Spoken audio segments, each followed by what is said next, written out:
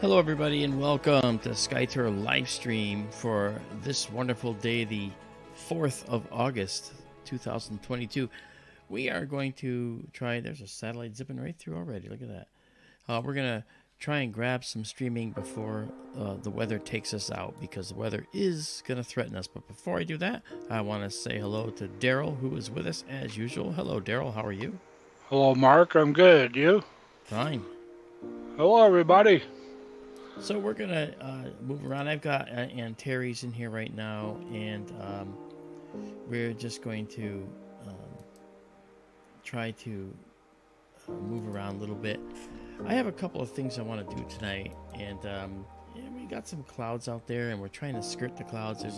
There's a clear zone right to the southeast of the observatory, and it's heading northwest, and that clear zone is coming this way, and we're waiting for it.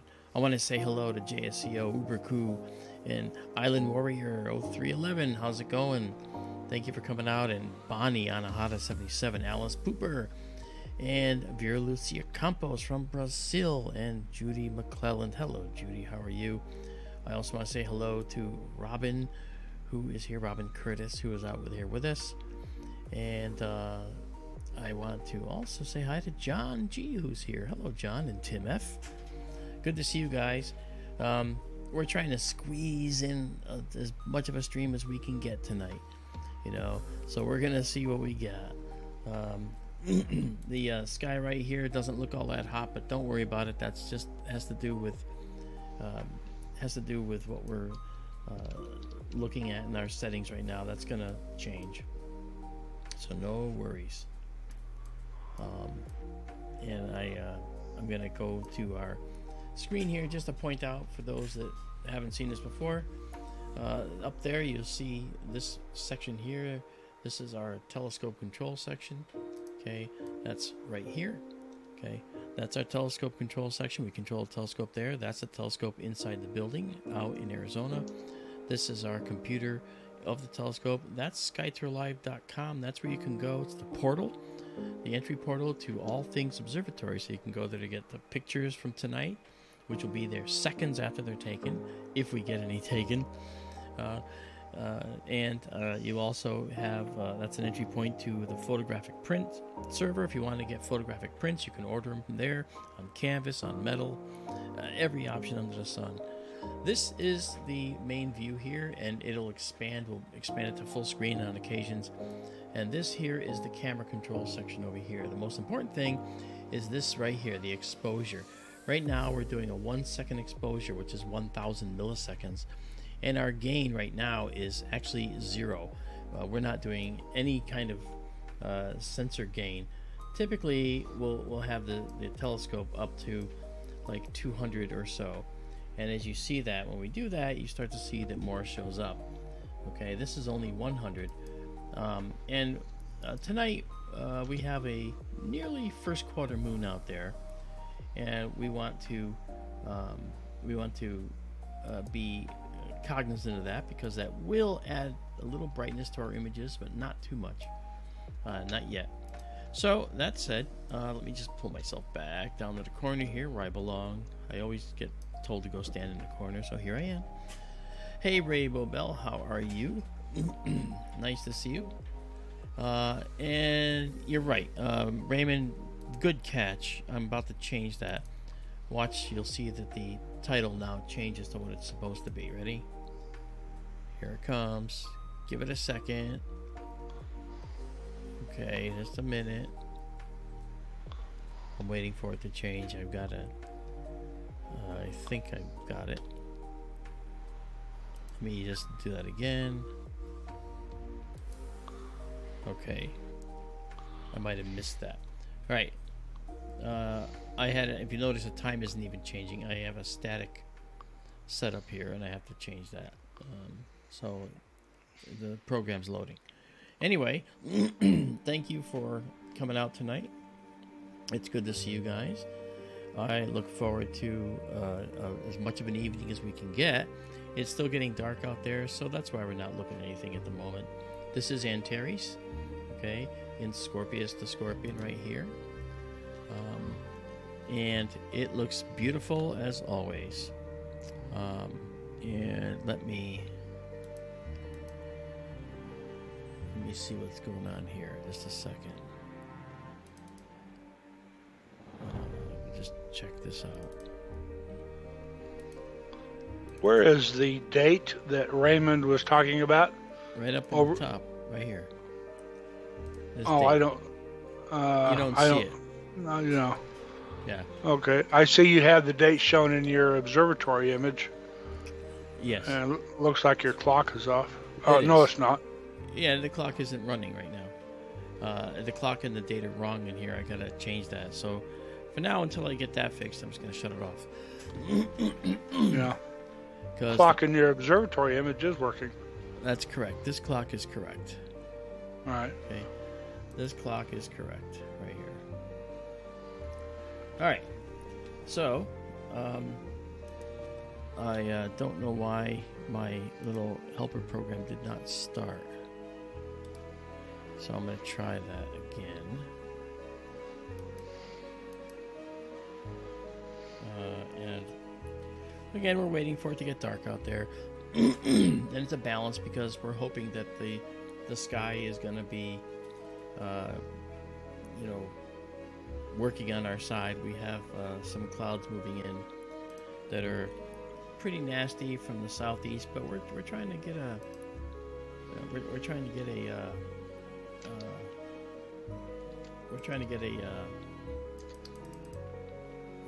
stream in that's beyond possible with the way the monsoon season is out there. Okay, let's find out what's going on here.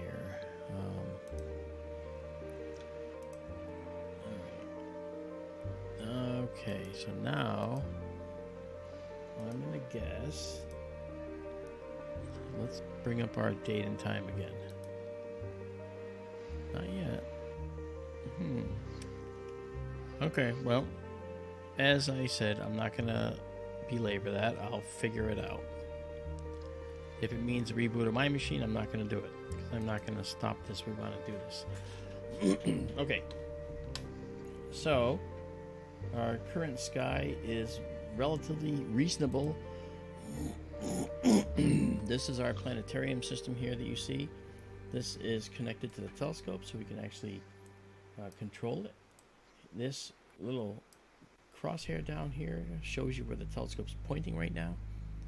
All right. And we're gonna go to a spot in Cygnus right off the bat. That's Cygnus the Swan, which is right here.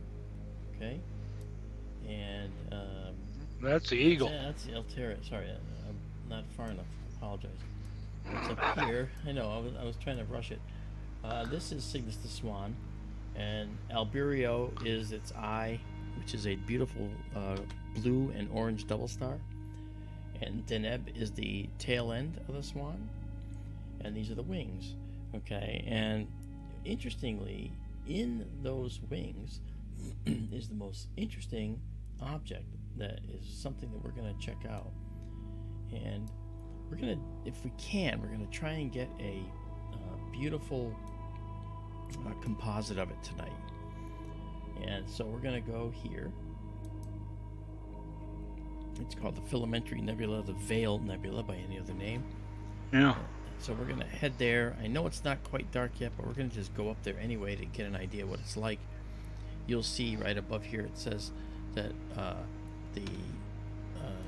you'll see that the telescope is slewing using high precision slewing. You can see the stars right here are moving through. Let me bring them up brighter so you can see them. And it's going to Alberio here, I suspect. That's not Alberio.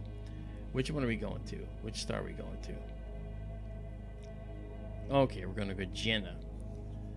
Alright, so it's going to auto-center this star and then use it as a waypoint star to take us to the object that we want to see. Alright, and this is something that is very, very important, because if we don't do this, we won't get to our nebula. So we're gonna just check it out. And as you can see something really odd right here. That is our western Veil Nebula. All right, and I'm going to just bring us up a little bit more northward here. Okay. This is the scene of a massive stellar explosion that occurred about 8,000 years ago. And when it blew up, it went boom, and it blew stuff in all directions toward us, away from us, and like a spherical explosion cloud.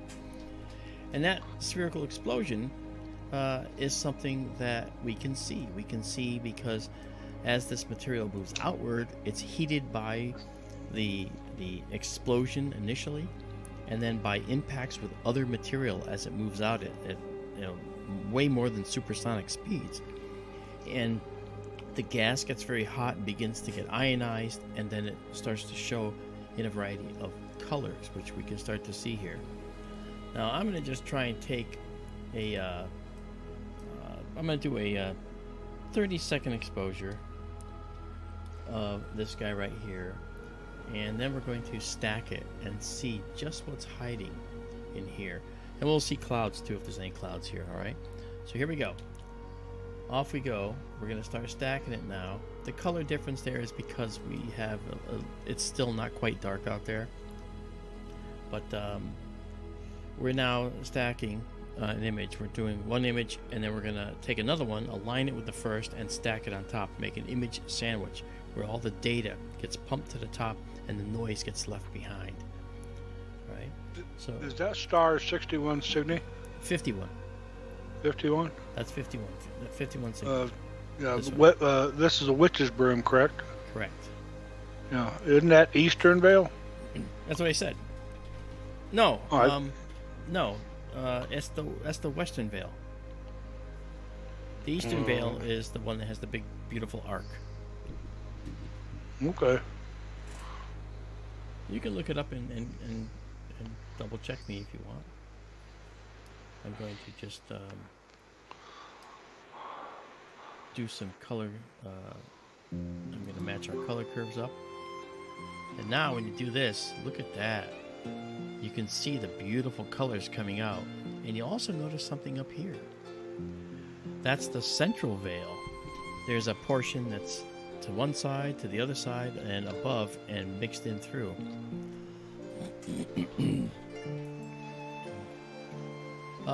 This is the Western Veil. Did I say Eastern? I think you said both. Okay. Yeah, this is the Western Veil. If I said anything else, I just realized that this is the one toward the western horizon. You'll notice how it became a lot more distinct right there.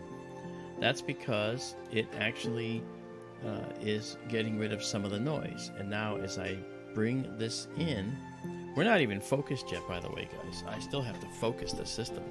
But I was just so excited to try this out. So let's zoom in and see how much we have to focus. Okay, we have some focusing to do. I just wanted you to see that initially. Okay, we're there. So now what I'm going to do is I'm going to get rid of our stack, go back to our 1 second shots here. And these 1 second shots are going to be used and we're going to create a focusing process. And to do that, we're going to go into the tools here, go into our focus assistant. We're going to do a full width half maximum. It's called measurement. These are all the stars we're going to use, okay? And what I'm going to do is I'm going to take us out of focus on purpose. And that out of focus now means I can scan inward until we find the focus moving in. So the stars are out of focus. As you can see, they look like little donuts, which is what you expect from a telescope like this one that has a central obstruction in front of the mirror. And now we're building a focusing curve. Donuts. donuts. Hey, Homer, look, a peanut. Remember that? I think so, yeah. Yeah, Barney was upended into a garbage can, and he said, "Hey, look, a peanut." It's like, all right. I really want to get this done before we get weather coming in.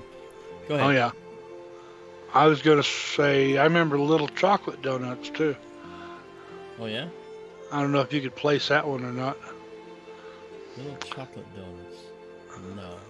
Little chocolate donuts made me what I am. Oh, I have no idea. That was John Belushi on Saturday Night Live. Oh, didn't know that. Okay, we're at 11 of 12 steps. We get to 12. All right, you'll notice it's getting out of focus again, but look down below here. See that? That's our focus curve right there, right here. This beautiful parabola. And this is our best point to focus. We now have it, and we can now just say, go to the best focus point. So you'll see the telescope focus, migrates all the way to one end, and then comes down here, back to the central. Now look at this. Bam. That is beautifully focused. And I love this autofocus. Okay, so now what we're going to do is we're going to do this exposure again. I'll pull out a little bit now. Alright, and get us out a little more. I'll go to our auto mode here where we actually fill the frame here. Okay, now let's do another 30-second shot. Okay, there we go. And you'll notice on the right side there, maybe you don't see it. Yeah, you do. This right here is the progress bar that tells us how far along we are. You can barely read that, I'm sure. Alright. Okay. So I'm going to get rid of this. This is our hyper mode. This is sort of like an image intensified view. And we're going to go back to now our regular view and go to a live stack. And we're going to clear this just in time for the next one. Alright. And this one is going to be a beautifully focused version of the same thing. Now look at that. Wow. You're looking at an 8,000-year-old supernova, guys. This star here is just a field star, has nothing to do with this. This is a star much closer to us than this filamentary structure. The green is due to ionized oxygen, and the red is due to ionized hydrogen in general. And what we're looking at here is the elements that were both forged in the nuclear furnaces of the star that created this, and looking at elements that were already in the star when it was first formed and before it blew up. Now, why did it blow up? Well, it blew up because it ran out of its final nuclear fuels.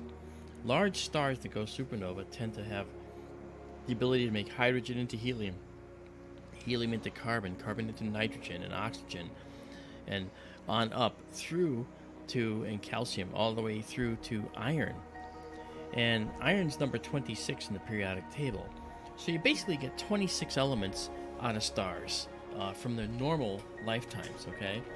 But to get the other elements, and we have 118 of them, right? So to get the rest of these elements, something else has to happen. And so there's processes within stars that allow slower generation of these additional elements further out in the periodic table. And because they're slower, they're called the slow process or the S process. You don't have to worry about that, but if you're interested in it, you could look it up. It's called neutron capture. And it's on Wikipedia, and it's all over the place. There's lots of papers on it if you want to read them. All right.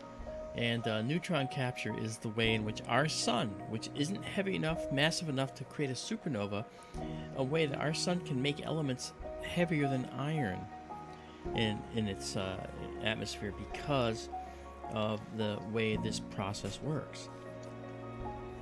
Oh, look, we got a satellite that went through. Guaranteed it's a Starlink satellite. Now this direction is toward the west, so we have a sunset color here, a little bit of red infecting our view.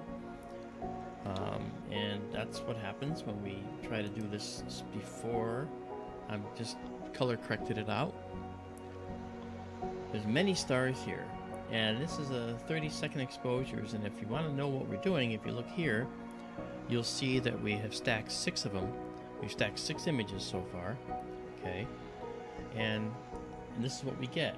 Let's zoom in, shall we? Let's take a look at what this looks like. It's really pretty. Yeah. Look at I love the convoluted, twisted look of that whole thing. It always reminds me of like a tornado. Yeah, you've said that. You're right. Yeah. So as we come down here, we see another feature. This is the witch's broom. It looks sort of like a witch's broom here down the bottom. And if I process manually, take our black point back a little bit, you'll see additional green and other nebula like this one. It just shows up all of a sudden. This is gorgeous, and I'm telling you, images like this, you just don't take every day. You know, you need a really good dark sky. We have a beautiful dark sky out there, and I look at these exceptionally beautiful images. This is just stunning. And I'm going to do one more thing. I'm actually going to now use what's called an unsharp mask. I'm going to sharpen this. So watch this whole thing and watch how it changes. Ready? Here we go. 3, 2, 1, click. Look at that. Did you notice how that just sharpened right up? And you see more detail? That's what we do dynamically during while we're taking the pictures, but it's something we can do also in processing later, and we will. Mark JSCO77 says, yeah. Yeah. Music's a little loud. I don't hear the music at all, of course. Yeah, and I think the problem is JSCO. Thank you. I'm not speaking directly into the mic, so I apologize for that. That's me, my fault. So, you know, if I have to, I'll just stop doing the streams. No, I won't. I'm lying. I'm having a great time, and I hope you do too. This beautiful convoluted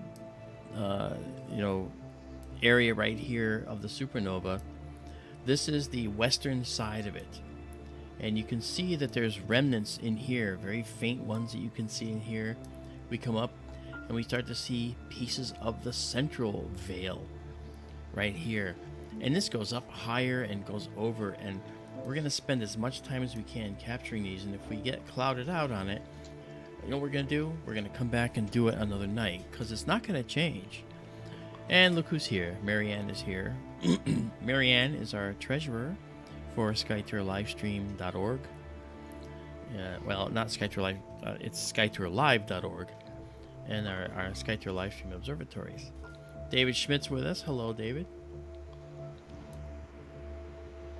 You know, Daryl, I'm seeing stuff here that I don't remember seeing before.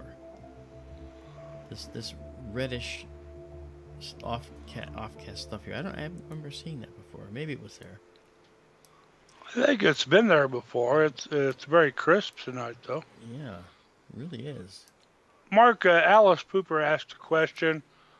I love that name. Now, what we're seeing is emission radiation, correct? We're seeing emission from the atoms of oxygen, the greenish, yes, and hydrogen, the red. Yes, okay, but what, if anything, is presently exciting the emission? Or is that just remnants of the energy from the supernova explosion? Indeed, some of that is true. But what's going on is, if you notice, you look at this shape, okay? You notice how it's really thin here and it's kind of broad down here, okay? Well, what happened is when the explosion occurred, it moved out relatively uniformly from the star. So why does it get all distended here and tight up here? Well, the answer lies in what it's colliding with as these gases move out. If there's a slightly denser part of the interstellar medium here, then this object right here is going to be retarded a little bit from moving further out. So it's going to make a bend Okay, and instead of moving out, it's going to get held back a little bit because it's colliding with other material. That makes it very hot and can cause the ionization to occur. Plus, the remnant of the explosion was very hot as well, and so this material, again, it's in the vacuum of space, so all it has is absorption and radiation. It doesn't have temperature per se. So when we say it's hot, you have to think of it as, by definition, temperature is hot, but temperature depends on pressure. Temperature depends on volume and density. And so very, very low density gas with very, very low pressure is going to have almost a non-existent temperature, which is why we talk about space being so cold, you know. But still, this is really fascinating, because when we look at what's happening here, okay, we're watching physics take place right before your eyes, even if you don't know it. You know, atoms colliding with other atoms, the energy of expansion causing ionization. This is a very hot, expanding region right now. Just beautiful. Okay, so we've done 18 stacked, so we're going to stop here. We're going to pause. I'm going to add in, this is the Western Veil. Izabela's here. Izabela, hello. This is the Western Veil 1. Okay, so we're going to call it Western Veil 1, and we're now going to save it. Now, here's what happens when we save these things, guys, for those that don't know. We save it in an astronomical format called FITS. Okay, and we also save it exactly as you see it here, with the processing that I've done, pre-processing I've done. So now it's saved exactly as that, and it has the proper processing, but it's not finished processing. It's just really nice as it is. Okay, so what we've done now is we have taken this picture. Now what we're going to do is we're going to go down to where this tip right here is at the bottom, and we're going to get some of the central veil. All right, so we did 18, so we're going to clear this now. And don't worry, where's it going? It's actually going up to our server. Our server is available from our portal, skytourlive.com. You scroll down and say, get me some cool pictures. You go there and there's directories, and you can drill down into the directories and see tonight's pictures under processed directory. And you can take them and use them if you like. All right, so let's go back to our view here. Let me get rid of the time here. Go back to 1 second. Okay, and we'll do that. I'll do a quick selection of 1 second. Okay, here we go. All right. So, let me get us back here. All right, so there is our object there. Okay, this is sort of like I said, our image intensified view. Now I'm going to go north. All right, I'm going to take us a little bit north, and you'll see that it's going to drop down, and we're going to capture the central veil, which you can see moving here. You can see that it's up there. This is additional nebula that's over here. All right, and we're going to just go up here to about here, maybe a little higher. Right to this tip is right about there. I'll be able to put these all together seamlessly, and you won't even notice it. You won't even know it. Okay. Let's do this a little more. All right. Daryl, if you could, at various times, could you please check the cloud conditions out there for us? Make sure that I'm not getting ourselves in trouble. Sure. All right. Okay. We're going to go 30 seconds again here. We're going to wait for our... Oh, we're already guiding. Look at that. That's excellent. And there goes the Starlink satellite. Yay. And now we will go and do a bunch of these, and we'll live stack these. Now you're going to see the central veil in here, and you'll see a little tip right about here. You'll see a tip of that part we call the witch's broom or the western veil. We're doing a big panorama of the entire area tonight. You've still got a remnant or two. If not directly over you, it's a little bit to your north and northeast. Okay. The stuff you were worried about to your southeast, I think you got a window there for a while yet. Excellent. Thank you, Daryl. It is moving pretty fast. Okay. But okay, it looks clear in your area to the southeast for now. Okay, cool. Thank you. Well, there is our central veil right there so far. And we're going to let that come in. There is the tip of that witch's broom, which would go down here and beyond. Vera, thank you. Please do that. Get those clouds out of here. Hey, Cosmic Ray, how you doing? Yeah, Cosmic Ray, it's bigger than the moon. It's just beautiful.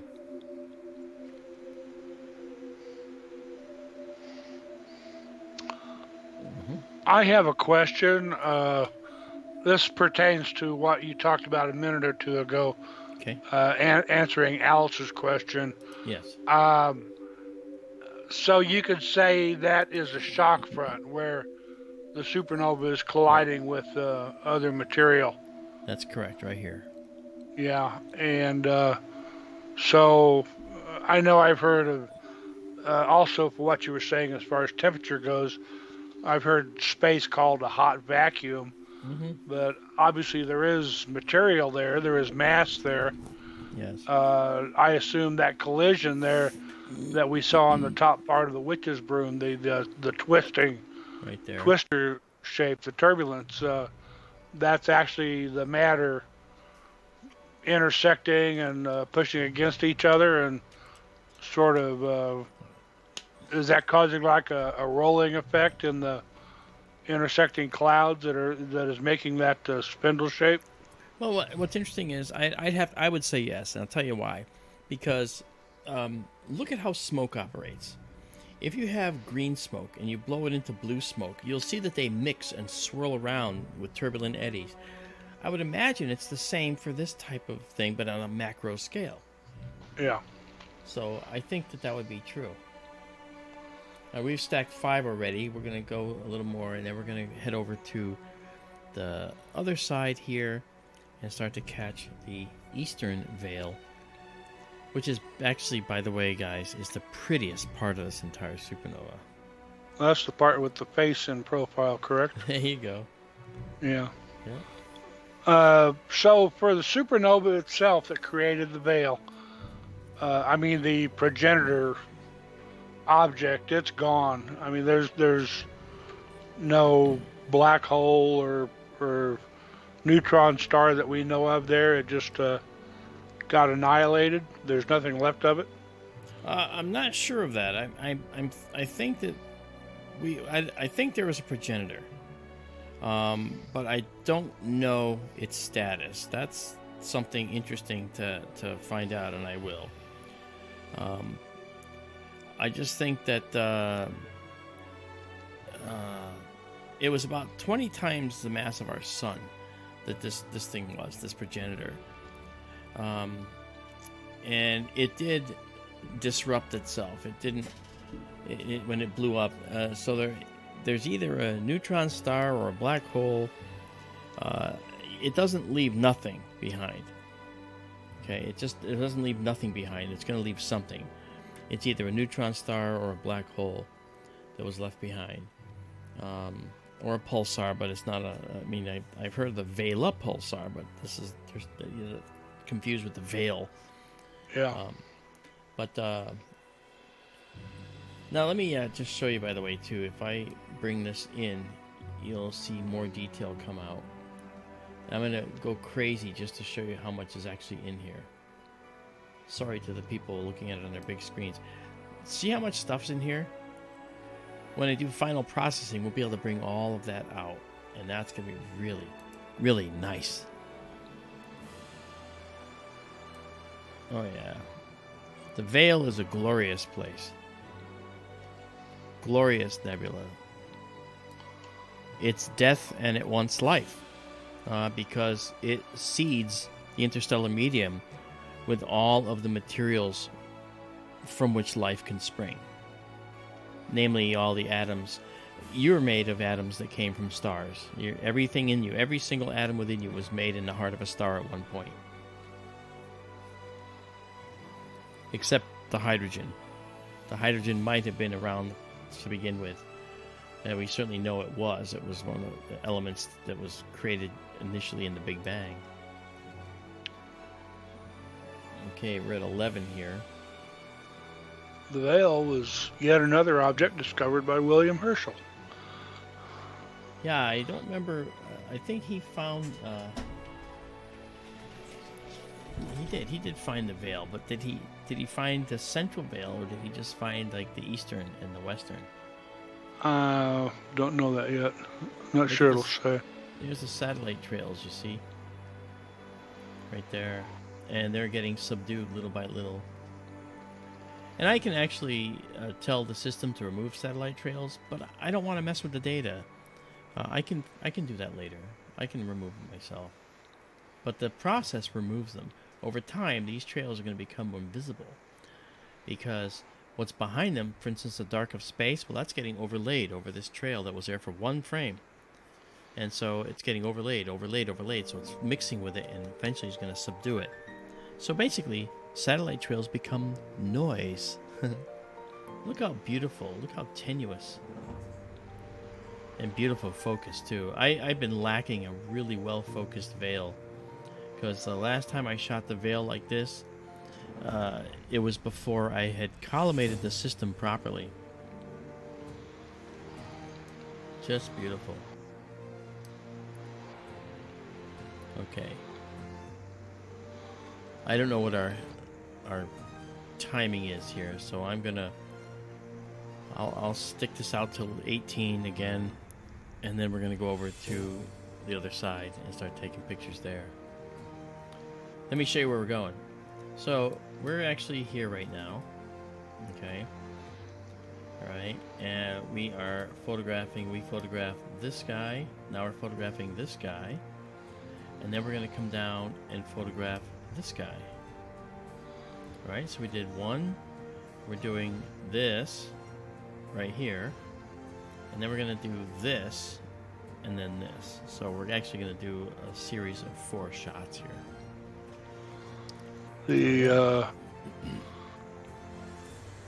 Thank you, Ray.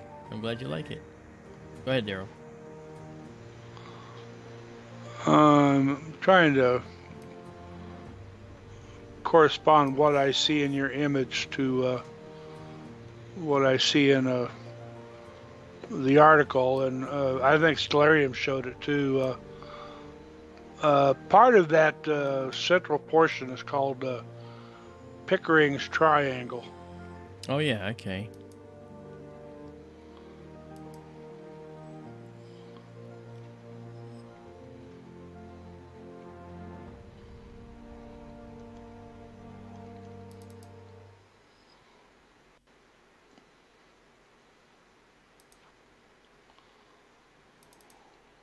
Okay, let's keep going here.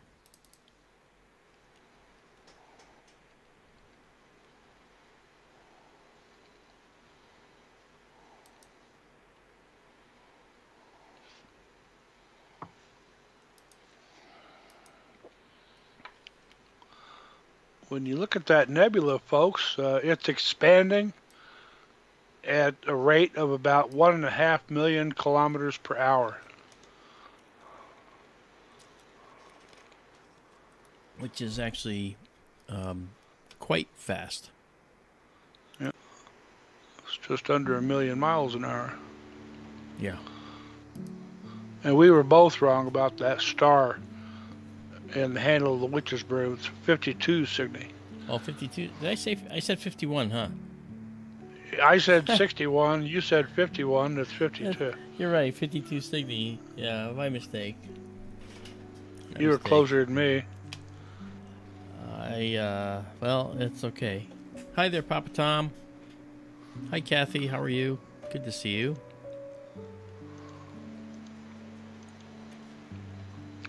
This is the Veil Nebula that we're looking at. And I would like to make sure that we have a record of it.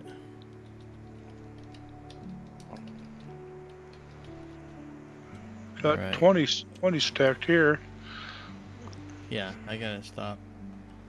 I'm gonna pause, save. I wanted to stack more for the central veil because it's fainter.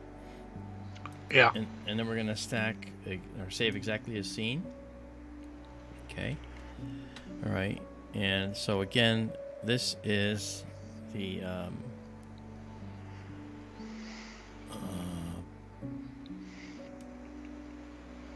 let me just do one thing here. All right. Here we go. Okay. Call So that the... This is where we are. All right. And this is going to be, I'm going to call this central veil. All right. I'm going to label it 1 because it might have to do others.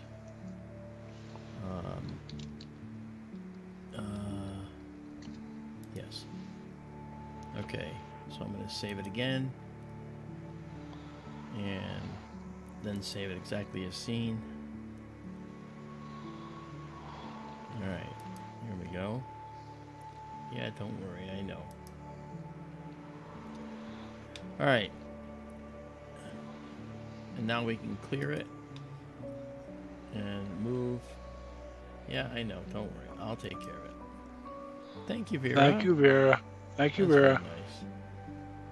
We have wonderful people, wonderful, beautiful people that check us out. Alright, so let's now go to our 1 second shot again. And there we are. So the central veil is here. So now what we're going to do is we're going to take these 2 stars right here and move them all the way over to here. Alright, so that's what we're going to do now. So we're going to head east again and take those 2 stars over.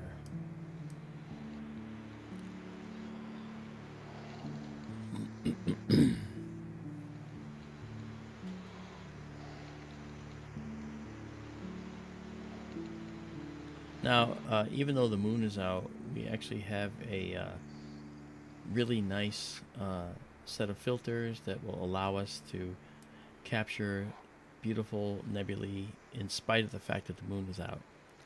We exclude the stray light from the moon effectively. It's not perfect, but it's very close to being perfect. Okay, so here we go. So this is a straight shot over there, and let's go over a little bit more and just get that right to the edge of the field. Hang on, let me increase our size. There we go. Good, so I can bring it over more. All right. This should be good. And let's see what we've got here. All right, so see, there's our other veil, and I think because there's nothing much past it, so I'm gonna actually bring us back a little bit. Thank you, Raymond. So now we'll have a nicer overlap with some of the central veil. And then you'll see the entire, when I finish, you'll see the entire supernova when I'm done. Okay. And this is where we're going to go for here. Okay. Very nice. Okay, so now let's go and do our 30-second shots again. We're guiding already, as you can see here. All right. The numbers changing means we're guiding. Okay, 30 seconds. You need to raise it a little, or are you going to do another row? I'm going to do another row. Okay. I'm going to make a complete 4 panels. The only panel that might not be the same is the fourth panel down below. But it'll be close, and we can clip it a little bit. All right, so here we go. Off we go into the wild blue yonder, and now we're going to stack this. All right. I'm really glad the sky's holding up for us tonight. I think I have to redo our time setup here.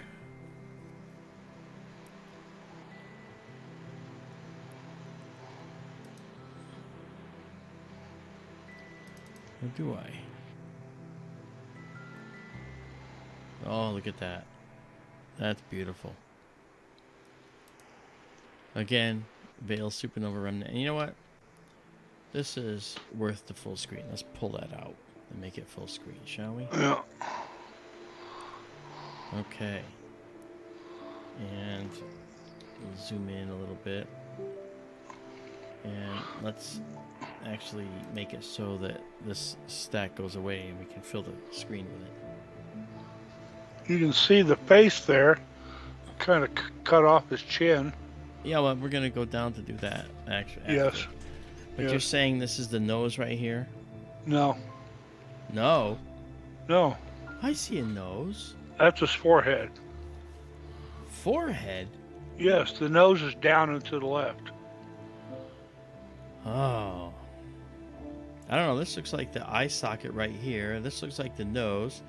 In fact, it kind of looks like Alfred Hitchcock. And there's the mouth. See that? The little lip there? Well, that's the line of his lips right there. But then the part sticking out is his nose, and that's what I said. You said it was down more. That upper part is this is the nose. That's the nose. This is the forehead. That's the forehead. This is the eye. Yeah. We're playing with pareidolia here. This isn't really what these are.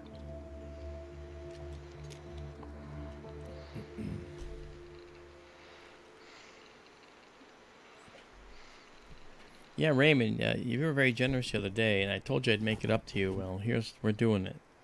So I want to thank you very much for that. Excellent. Okay.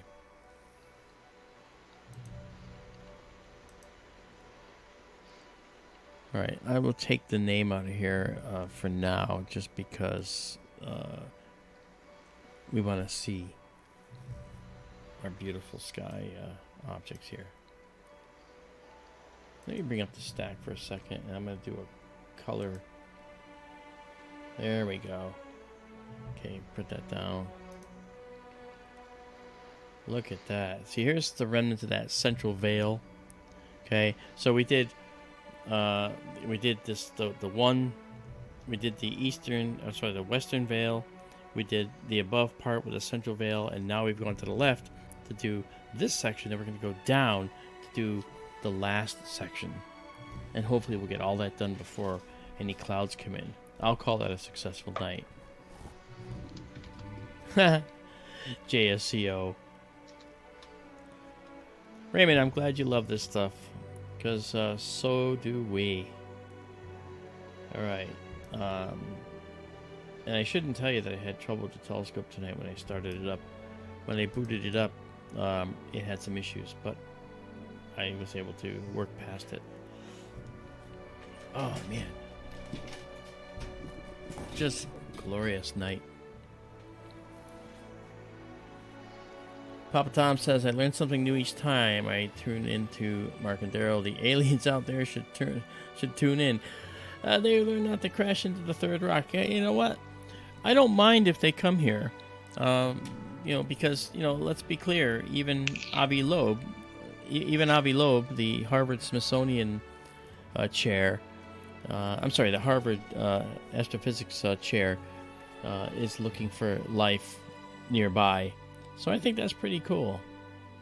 And Kathy Pernasek says, Mark, when are they going to let us use let me use the James Webb? You know what? They would if I actually had a good target and then I hooked up with a team. And I have a couple, by the way. I do. There's a couple of exoplanets that I think might be prime candidates for life. And we'd be able to see oxygen in the atmosphere indirectly with James Webb, and I'm looking real forward to the results that they show with that. That'd be just something else. Oh, and you're welcome there, Raymond. Isn't this beautiful? This is just such a beautiful, beautiful, beautiful object. Let's go back to the telescope view for a second. I want to go to that. Okay. So you can see where the telescope's pointing. It's actually pointing to the northeast there. Okay. Now, north is to the back there that you see, and east is to the side. South is toward us, you know, coming toward us, and west is to the left there. All right.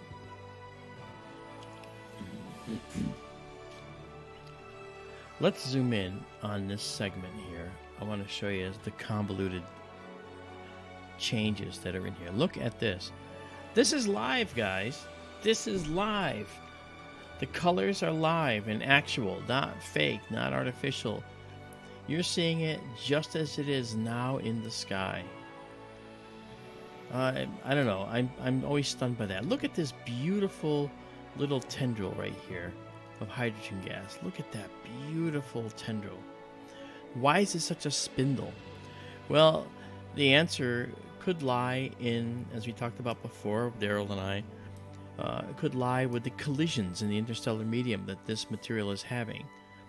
And so this is, as I said, the eastern side of the veil, the other side of the explosion from going out. Boom, you know.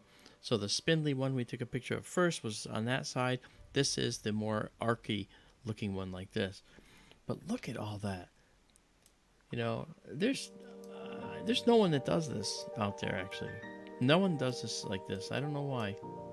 The Veil Nebula article I was referring from earlier said that the skinniest little single filaments we can see are about the same diameter as the distance from the Earth to Pluto. Okay, so that would mean a filament like this one. Yes. Yep. Well, at the distance this thing is away from us, that would make sense. Yeah. Oh yeah. Let me color correct this again. You notice the curves are slightly out of sync, and so by color correcting, we can actually get them back in sync. Alright, that's about as good as we're going to get. It's got a little too much green, but I can actually drop it manually.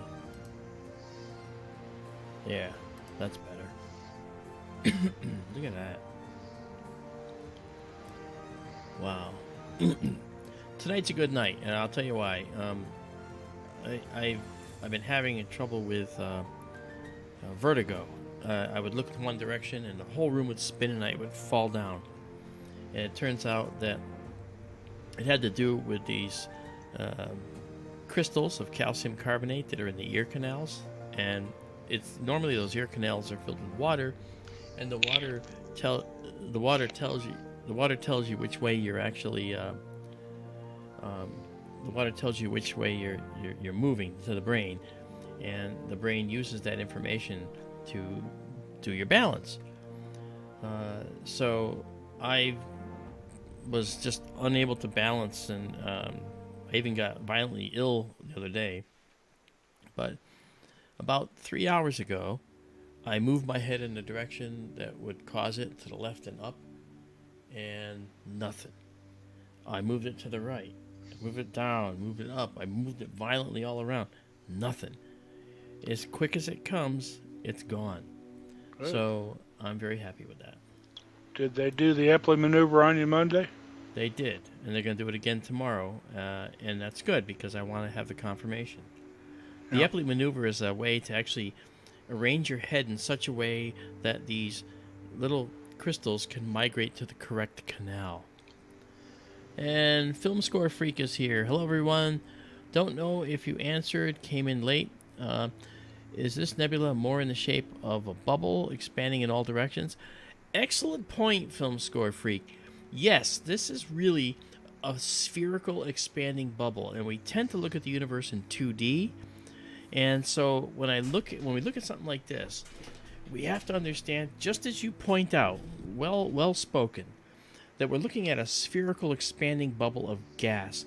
And the previous shot we took of the central veil, well, that showed a central mass. Now, that could have been a mass that's coming toward us or a mass that's going away from us.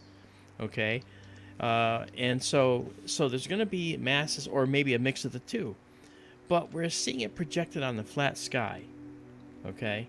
So, okay, at this point, we're going to stop this guy. But that's an excellent point. Excellent point. We got 20 of these. Now I'm going to hit save. And I'm going to first change the name. This is going to be Eastern Veil. Veil 1. Okay. And we're going to save it. And it'll be up on our server in mere seconds. You can get to the server by going to skytourlive.com and saying, take me to the wonderful pictures. And you'll actually be able to see it right there in just a few seconds. All right. Now I'm going to save it just as you see it here. And this you can download and use if you want. Okay. So that's this one. So now we're going to clear this. And we're going to head down a little more. First, we're going to go to our 1 second shot. And I don't know why it does that sometimes, but it screws up. Alright, so here's our 1 second shot, and we're going to go into our night enhanced mode. And now what we're going to do is this. We're not going to take us south, which is where we're going. Okay, take us south a little bit because there's more down here. Yep. Okay. I'll say right about here. Maybe one more jog. There we go. Okay. Now we'll do another 30-second sequence down here. And we'll do the fourth side. And once we see that we're no longer searching but guiding, we can actually start taking the picture. And there we go. Zeroed, initialized, and off we go into the wild blue yonder. So we're going to get rid of this. Get rid of our night vision view, and we're going to come in and do our live stack. Now you'll see the bottom of that beautiful arc. And it's just beautiful. Stunning. If the clouds hold out after this sequence I wanted to do, we'll look at other objects too. I have one request tonight if it's not too late when we're done. Okay. Film score, per your question, I mentioned in chat that it's sometimes called the Cygnus loop. A bubble is a pretty apt description because it's three-dimensional. And where we see the nebulosity is like we're seeing the bubble edge on, which makes the nebulosity condensed enough so that it becomes visible to us. If that makes sense. It does. We said similar things about like when we see Planetary Nebula, that we see the concentrations around the edges because we're looking at them edge on. Yeah, this is the bottom of that beautiful arc. Look at that. That is just stunning. My childhood friend Joe is out there, Joe Letitia, and he wants to see Measure 13, so we're going to do that for him, as long as we have weather. What was your request, Daryl? I sent it to you a couple of nights ago, M94. It's getting a little late in the year. It's in Kenneth Menatici. Okay. Measure 94. Okay, so we have Measure 94. We've got Measure 13. Okay. And again, this is the Veil Nebula. It's a supernova remnant that we're looking at right now. Yep. There's Charles the Diamond Elite is in. Charles Credo is here. Charles is a good friend. I think I can't forget. I don't remember, Charles, if I gave myself that nickname or you gave me the nickname of Diamond Elite. We had to go to a hotel. We were doing a talk because Charles does talks. I do talks, and I pulled into a parking space and said, "Oh, it's for Diamond Elite." Well, that's me. I'm Diamond Elite, something like that. And so that was hilarious. Good to see you, Chuck. Chuck will tell us what that was. Yeah. And he says he did it at Dunkin' Donuts. Okay. That's right. Very funny. That was a good time. You know, when we go do talks at these different conferences, you know, we spend a lot of time. You know, we make new friends. We talk to a lot of people. Chuck was one of those guys that instantly you're friendly with, and he's just a really generous guy. You know, I was speaking at the Exeter conference one year, and he said, "Oh, you stay here," and so I stayed at his house. You know, and it was very nice. So, you know, you find that in this field, you know. Oh, Daryl, thank you for mentioning that. Hey, DJ Ray, how you doing? DJ Ray, we're looking at the Veil Nebula supernova remnant here. Again, what's interesting is it's really, really amazing to comprehend that we're watching this and seeing this live. You know, now I know that people want to see NGC 4647 and the supernova, but I'm not sure if we can still see it. And I think it might be down in the coming cloud bank. Yep. So we're going to have a problem with that.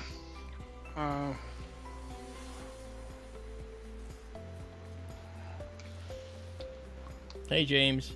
James Dugan's here. Yeah, Chucky, you're right. That was a really good time. Yep.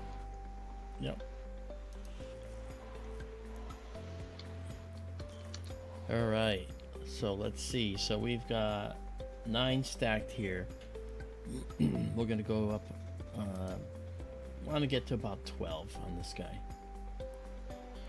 because I want to be able to get to some of the other things. Let's darken up the background to add some contrast so you can see it a little better.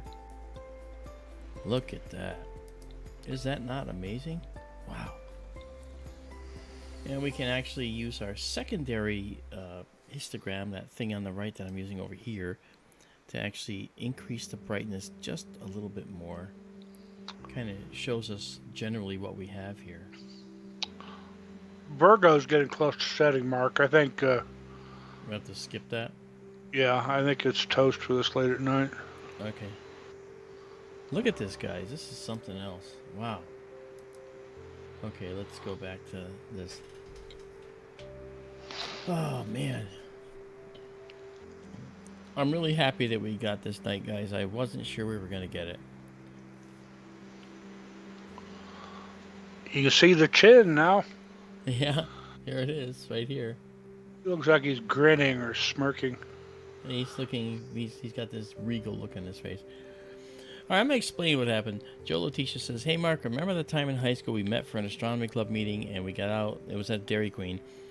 And I got so mad at Joe because what happened was he got ice cream at Dairy Queen. And I was sitting in my mother's Ford Monarch or whatever it was, a Lincoln, whatever it was, like the Granada. Remember the Granada? This was the Monarch. And sitting there, and I had it in drive. And he walks in, the window's open, it's a nice summer night, and he slams the ice cream cone into my face. So I get out of the car and start chasing him. But I didn't remember to put the car in park, so the car just starts sailing off down the road. I'm like, ah! That was hilarious, man. Yeah. Dairy Queen Dilly Bars, Raymond. Thanks, man. Yeah, it was actually a Monarch, Joe. It was a Ford Monarch. Monarch's a Mercury. A Mercury Monarch. Okay, whatever. You know, My father was so proud of that car, you know, and then he finds out that everything was made in Japan. And of course, he had gone through World War II, and he had this thing against Japanese, and so that was really disappointing to him. And I said, Dad, it doesn't matter. There's nobody there that's alive anymore that remembers that, so, you know, we move on. And so it was fine. But, okay. So we've stacked 14 of these, so I'm going to stop here. So I'll pause. And this is Eastern Veil 2. And I will save it. Alright, and this is the stack. And then as you see it, the stacked image, the whole stacked image, not just this section that you see on the screen, the whole stack. Thank you, Vera. Alright, so now you see this ping file. So if I were to click on that, alright, this is what's saved right there. That's the file that's saved out and going to be up on the database for you to check out. Okay, so now that we've done this, we're going to remove the stack. We're going to clear this and get rid of our stack. Go back to our 1 second shot, right, and go to our image intensified view, right here. And this is going to give us our look now at, I think that we want to go to Measure 13 for Joe because he requested that. We should be able to do that one. Let's see where Measure 13 is at the moment. Well, that's pretty high. Yeah. Will you excuse me a moment, please? Sure. Okay, so now we're going to go to Measure 13. So here we go. Off we go. You'll see the telescope now is doing high precision slewing. All right, and it looks like a mad mess on the screen. And of course, we're not any longer doing the veil, so I can just kind of, I can pull that off. Okay. So we're going to go to a star that is a waypoint star, and then from there we will end up going to the globular cluster.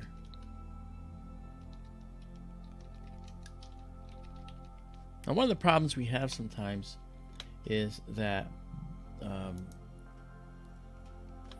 when we do this, we discover that the coordinate systems are sometimes messed up, and some of the database stuff is messed up, and I may have to manually drive us to that cluster. And there's a galaxy right there, so let me go see how far off we are. And we're not far. We're not far. We're kind of at that galaxy. So let me go out to auto mode here and fill the frame, and it should be in there. There it is, right there. Okay, cool. All right, so now I'll bring us down to it. All right. And this is Measure 13 for Joseph Letitia, who is in the chat. Childhood friend. Pain in the butt. Nah, just kidding. He was, hey, Justin T, how you doing, man? Okay. We'll move over here. And now we will come down. Let's see how we're centered, shall we? Oh, look at that. Almost dead center. That's good. Okay. So now we will take this and I'll make this M13, and I'll call it a GC because it's a globular cluster. Okay. We're guiding now. So let's do, for this one, we're only going to do like a 20-second shot. Welcome back, Daryl. Thank you. And for quick picks, I'm going to go back to 1 here. Okay.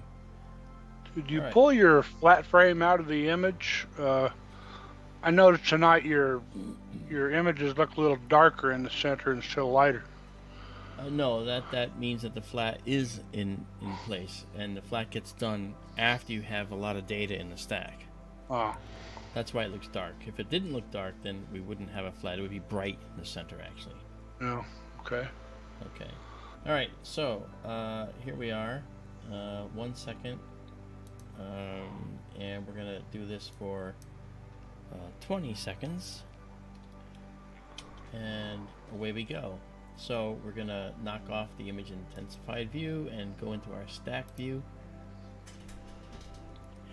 And so here you go, Joe. This is for you, Measure 13, and Daryl will tell you all about the propeller.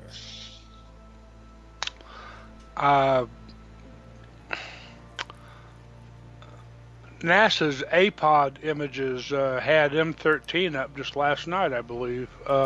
Really? And for such a professional image, I can post a link here in a minute. The propeller was obvious. A lot of times in large telescope images, it gets washed out, but you could see it just plain as day. Yeah. When I was young and still had sharp eyes and was pretty and all that stuff, in a good dark sky, I could actually see M13 naked eye. Wow. Depending on the location, for sure.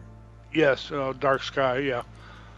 Would you like me to point out the propeller? Or do you want... Well, you can't, huh? I gotta do it. Yeah.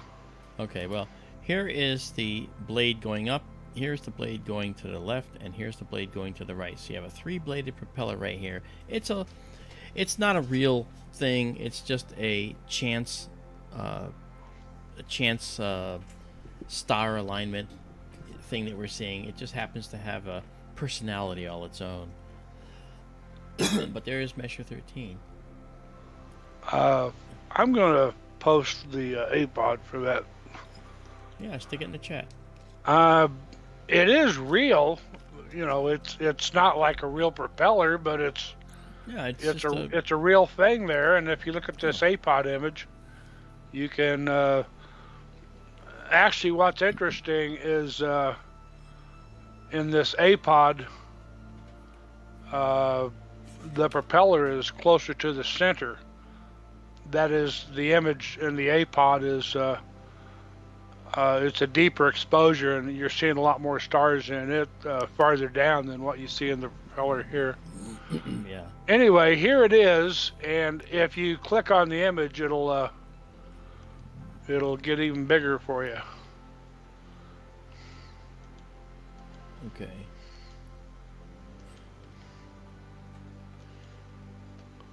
Beautiful pic. Oh, did you put it? Okay, you put it in. Oh, there it is. Okay, good. Yeah, Right, it's well, there's M13. It's in so chat. That's good. Yeah, thank you. So we'll pause it here. It's 8 stack. We'll save it here. All right, and we're gonna. I did rename it, of course. Then we'll save it exactly as seen. Not exactly what I want to do, but I'll save exactly as seen again. There we go. All right. And so we can clear it there. But there you go, Joe. That's up on our site. If you go to skythrowlive.com and then go scroll down just one to the next section, you can say, take me to the pictures, and you go to today's date, and you will see Measure 13 in there. It'll say M13 GC, which is right here. This is the title that it gives right up there. You see it up there. Okay. Beautiful. So we're getting a request here for the blinking planetary, I think Cosmic Ray asked for that. NGC 6826. Could we try M94 before it goes away? No. Yeah, you asked for that, so you're getting it. It's getting pretty far over in the northwest. Well, we're going to see if we can look at it. Okay. So, let's go to our section here.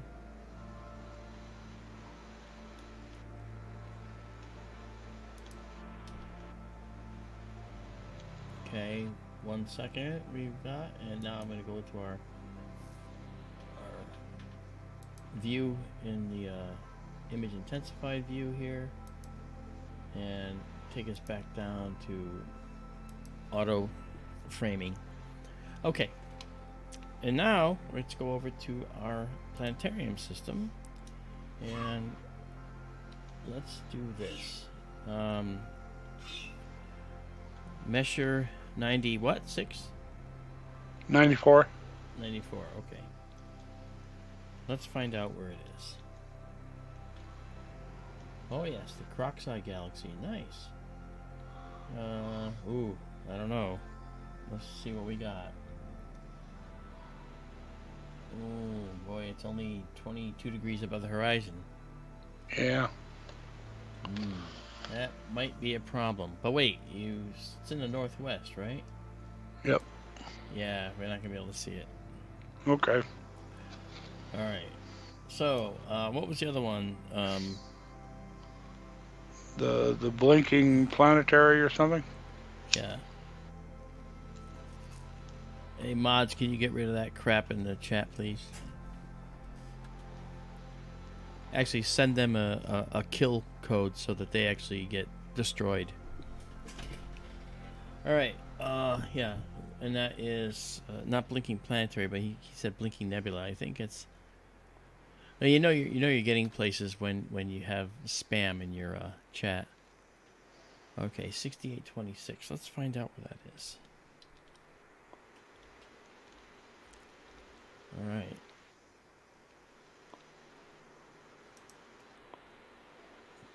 Well, it's way up there. So we should be able to see that. Yeah, the blinking. That is the blinking planetary. We might not see it too well, but we're gonna try it. Okay, we'll try it. So here we go. Where is this at in the sky? This is up near another planetary. Trying to figure out where. Let me back out a little bit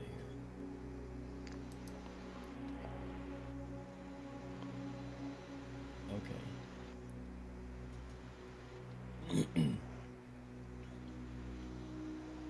Oh,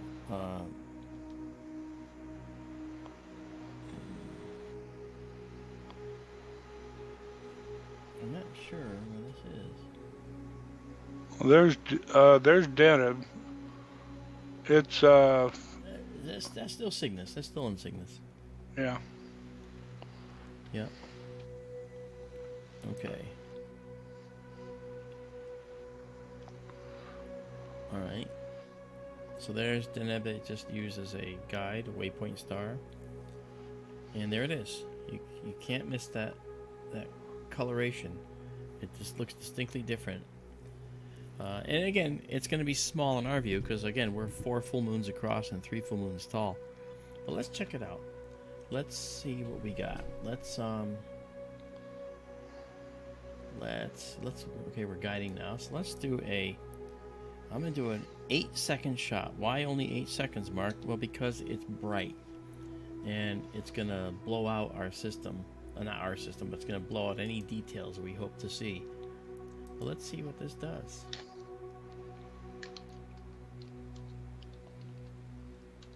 Okay, and there it is. Let's zoom in on it and then start to dissect it a little bit. Okay, if you notice how bright it is even at 8 seconds, so what we do is we will do this. We're gonna do a processing, okay, and then what we'll do is drag this down to catch any detail that might be inside. There we go. That's Got that characteristic O3 color. yeah, and you'll notice the central star is now visible. That's the central star. It's a white dwarf, and it's about the size of the Earth. So for however many thousands of light years away this is, we still see it this way because it's so bright and powerful, even this little tiny star that's only the size of the Earth. That's neat. Let's zoom in even more. Now obviously this is too much, but notice though you can see some detail in here. And I will pull this down a little more. Yeah. And you can see some other outer shells there. Yeah, see that? Really neat. There's an outer shell here too. Really neat. So, and that's for you, Cosmic. Thank you for the suggestion. It's pretty cool. He says it's 4,000 light years away. Yeah, okay. Well, at 4,000 light years away, it's kind of impressive that we can still see it. And that's to say the central star, which is only the size of the Earth. So that's how bright that thing is. That's how powerful it is. And that's how much energy it's spewing out. Okay. Really amazing. So we'll let this one log some exposures for a while.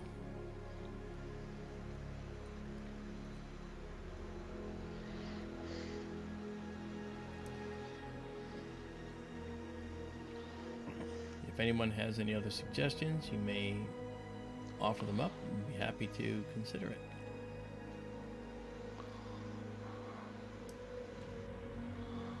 M6 and M7.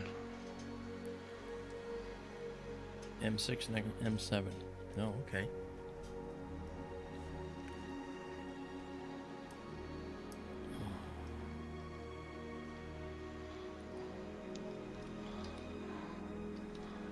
And this time of year, I mean, Cygnus is high. Absolutely. Oh, the ring should be prime time. Yep. Gamma Cygni. Oh yeah. Yep, plenty. The Dumbbell. Yeah. All those. Yeah. And if you look at this nebula, it's 4,000 light years away. And you look at planetary nebula like the Helix or the Dumbbell, night and day. Stunning, as you'll see. Okay, we'll give this a name, NGC 6826. And it's going to be a PN, Planetary Nebula. And we've stacked 27 of these because we only did 20-second exposures. So we're going to pause this here, save it, and then we will save it exactly as seen. But don't worry, we can modify this because there's a lot more data in the file. All right, so there we go. So there you go, Cosmic, for you. So I'm going to take us out of here now. Go back to our 1 second exposures and night vision mode. Pop us out. Back a little bit. Go to auto mode. There we are. All right, so now Daryl was suggesting M6, M7. You may have clouds Oh, really? to the south. I don't know. You could try it if you want. Okay. M6 and M7 are just above the tip of the tail of the Scorpion, and they're just west of the meridian. Well, rather than go for clouds, we could actually go for the elephant's trunk. Sure. All right, because I don't want to spoil it with that. I mean, let's check out the elephant's trunk, and then we'll come back if we can. This is by far one of the most amazing locations, guys. So here we go. We're taking off now to the Elephant's Trunk Nebula. All right, so we don't need this here anymore. Pull that. All right, and we're gonna find a star that's gonna guide us there, and it's gonna be that star right there. So we'll look in here, and that star will be in our view. There it is. And it's centering it. And then once it centers it, it's going to take us to this beautiful nebula that's going to blow your minds. Promise.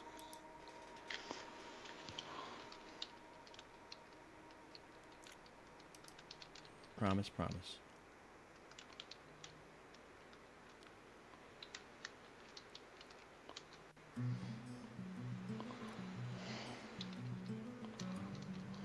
Simon Thompson is here. Uh-oh, I've forgotten how to use my scope.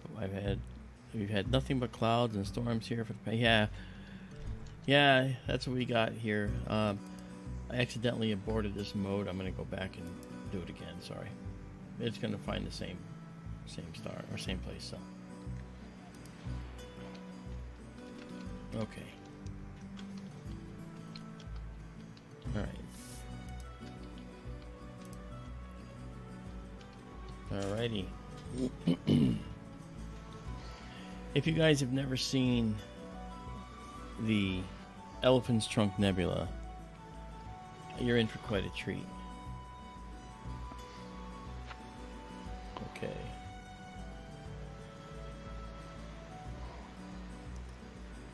Yeah, we've had the monsoons in the Arizona desert, and we're actually, right now, we're just working on through a little window of clarity. And here we go. Now we're going to the Elephant's Trunk.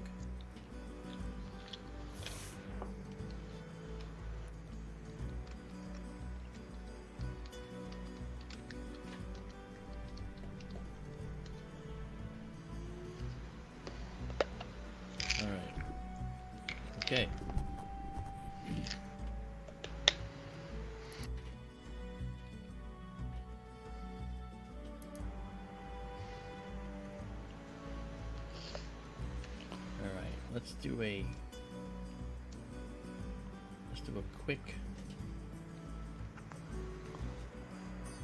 Let's do a quick shot here to make sure we're in the neighborhood. I think we are.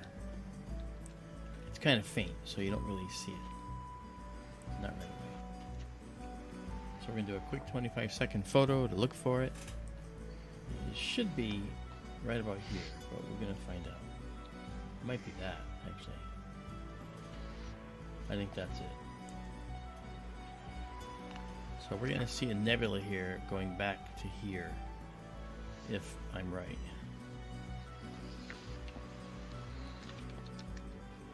Alright, and yep, there we go. And let's do this first of all.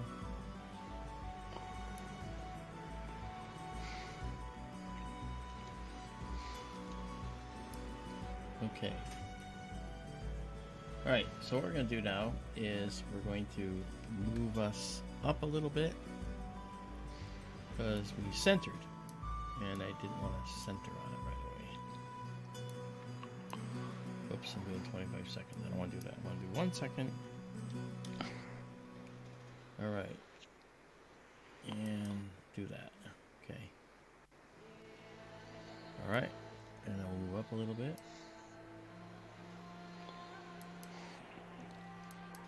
And this should be about right.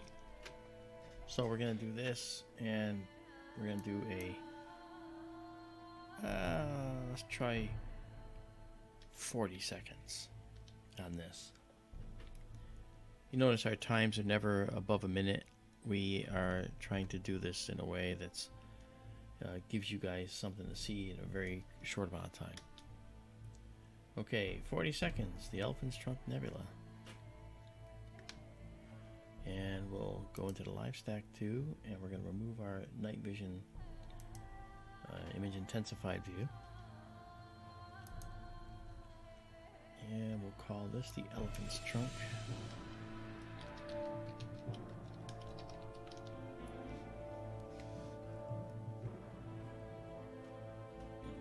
We'll see if we have to move it.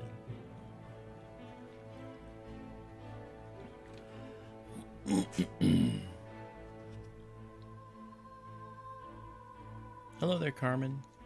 Nice to see you. Okay, let's go in here.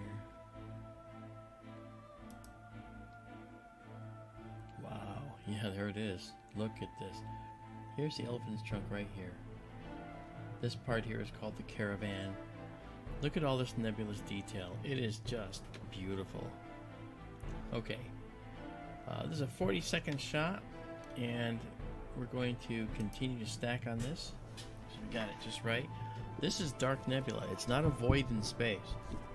It's actually a dark nebula. Okay, as this next one comes in, you'll see this noise start to go away a little. Right? Alright, and now let's pull out some detail. First of all, let's do a color correction here. There we go. Color correction adds so much, as you can see. This is Nice. a dusty area that's just beautiful. We've talked about the caravan before, and I don't remember why it's called that offhand. Look like camel humps or something? I guess so. Okay, I guess that's what it is. Alright.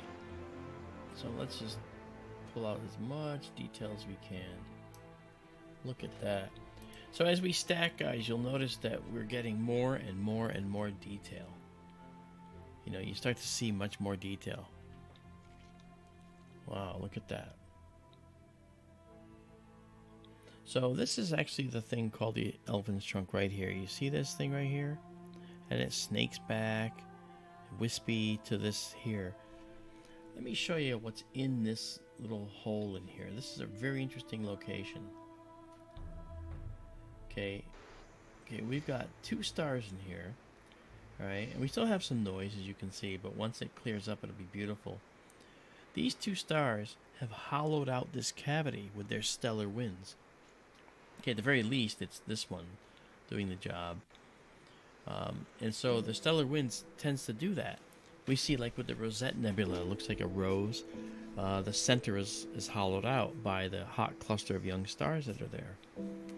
And we see that this is a dark nebula that you can see because it's silhouetted against the other nebulae in the background, see?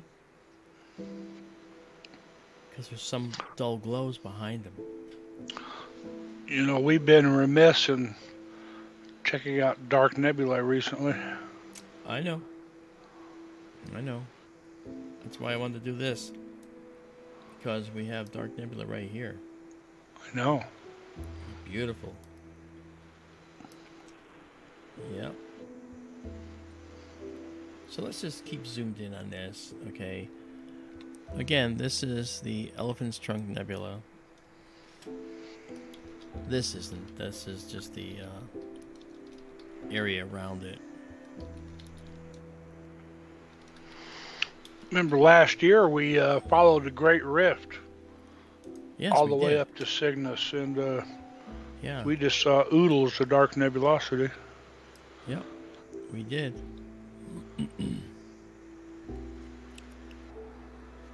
Hey Ray, thank you.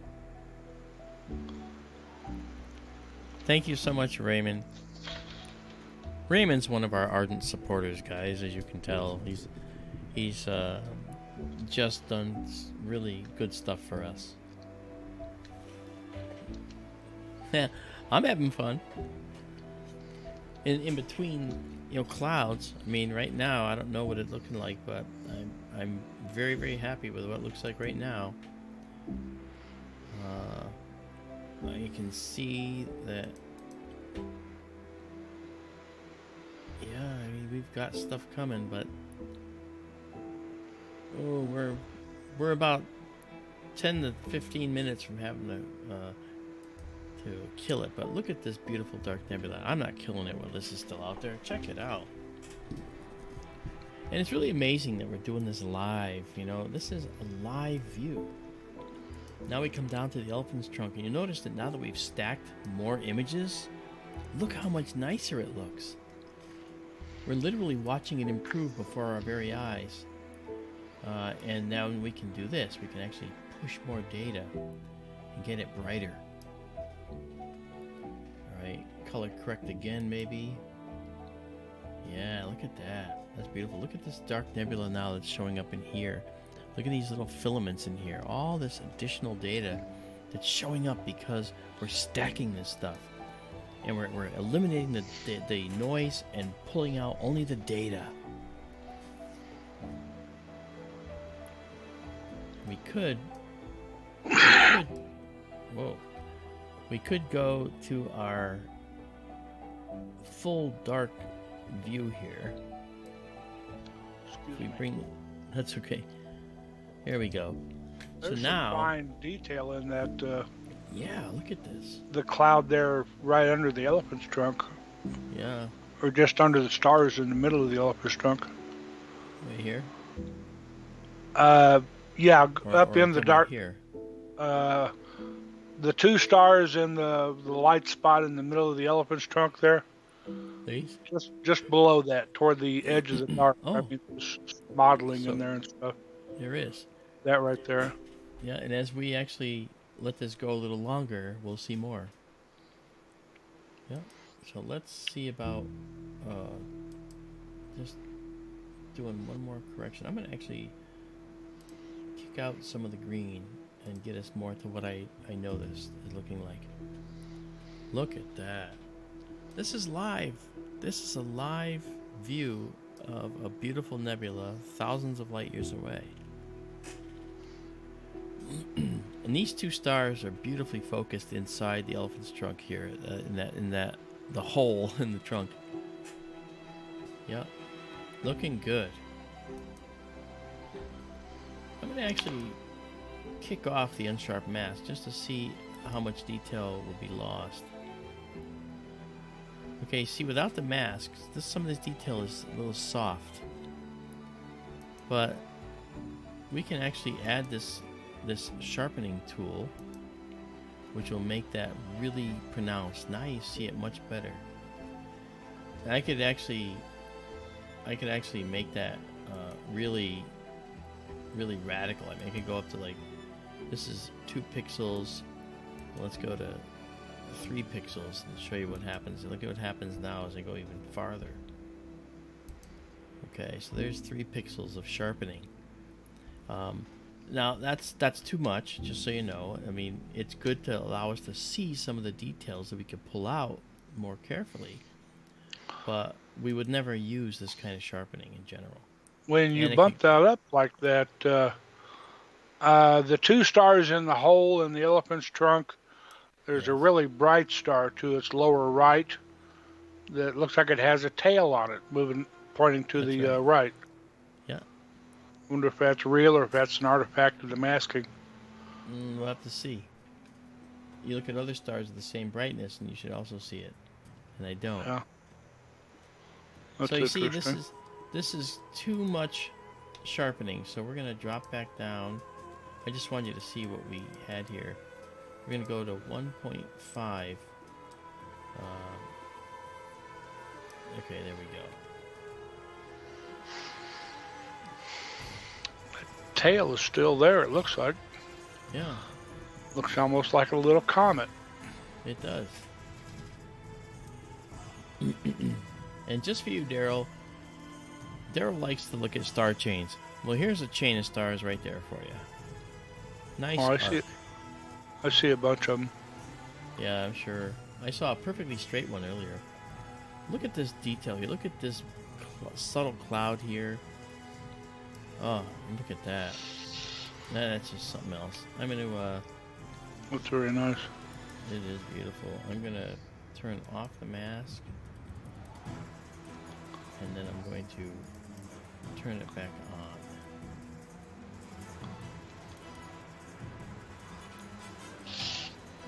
Okay.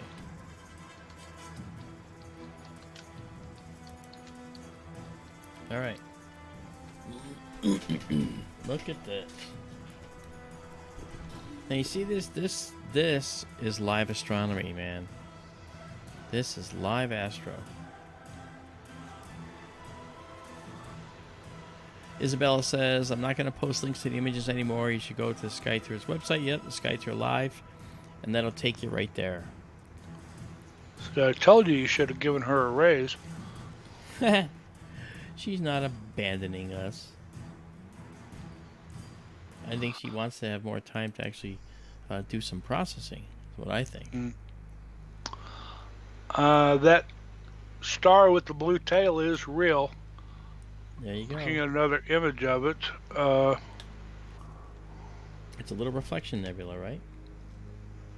Yeah, and there's a real fine blue wisp right Right there. Here? Yeah, I see it right there. Yeah. That's nice. That shows up in images too. Oh, look at that. We're getting good guiding tonight too, which is wonderful. That means there's no wind.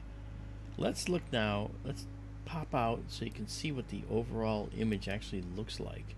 So here's what the entire frame looks like. How about that, huh? This here's the elephant's trunk. Here's that dark nebula that we're looking at. And let's see if we can go back to our histogram or our data and do one more color correction. Yeah, just there's a tad too much green in it. And then we can come back here and see what this shows us by pulling ourselves out a little bit. This is going to make it really soft. Okay. But you can see that black nebula in the center as distinct from the others. Look at that. Well, we've stacked 18 of these, of the elephant's trunk, and so what we're going to do is we shall, I'm going to actually get this to a point where it's really pretty looking. Okay, pull the black level back a bit just to show more data, and then do what's called a push. I'm going to push the data a little bit up the curve and then darken it up. Alright, like that. A little less. There we go. Alright, and we're going to pause it now at 19, and we will save this stack, this image stack, right, which has been done. You can see across the top, and then we will save it exactly as we see it, and you'll have this image just like that. I'll show you that to you so you can see it. So there's the image as saved. Okay, so you can do whatever you like with that, and you know it's really got some beautiful areas. Look at that. Look at this blue and this blue wisp that Daryl was talking about. This subtle dark nebula that's scattering some of the star's light, which is why it looks blue. Just stunning. Hey there, C&D boy. Okay. One of the stars to the left of the elephant's trunk is what's energizing that entire, the bright parts of the nebula. In here, you mean? Yeah, maybe the one closer. That one? I'm not sure. If you could pull up Stellarium, we could tell which one it is. Okay. Let me, I saved this, right?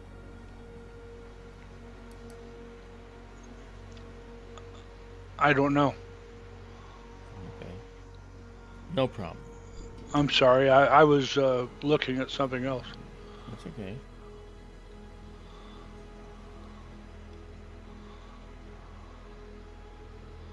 I think my image is better than the Stellarium image. So that might be the star right there. It's called HD 206267.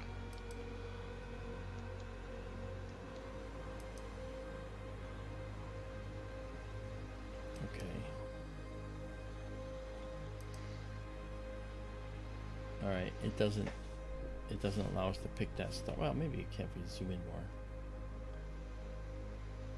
It's gonna be one of these stars. That's a magnitude 15 star. No, that's not the same star. It's not letting me pick it. Alright. Well, that's Sigma 2816. That's a white dwarf? Huh. Okay, this is beautiful. So what we're going to do now is get out of this and go to another thing that's nearby. And that other thing is going to be something very different. And it's going to be a beautiful planetary nebula. It's not too far away. Alright, so I know I saved it, so I'm going to clear it. Alrighty.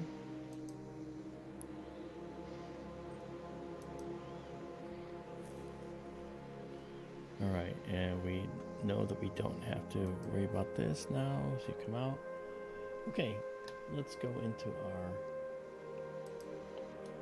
image intensify view. And now let's go to the Dumbbell Nebula, Measure 27. This one is by far the most beautiful nebula in the sky for planetaries, I think, besides maybe the Helix. I know people like the Helix. And we're going to be going to Albireo, a double star, as a waypoint, in all likelihood, to get to this star. Okay, and this is Albireo here. It's an orange star with a blue star. Really, really quite impressive. Stunning on its own. If you could look at it in a telescope, you'll stare at it all night going, wow, look at that. It's so beautiful. You know? Okay. Let's do this again. Alright.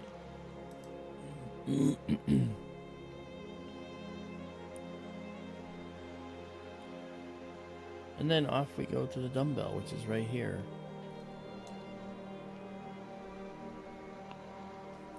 The night's actually pretty clear out there, Daryl, when we don't have clouds, you know? Uh-huh. Really nice. That's the way it works. Yeah. So let's head west a little bit. Get ourselves centered up.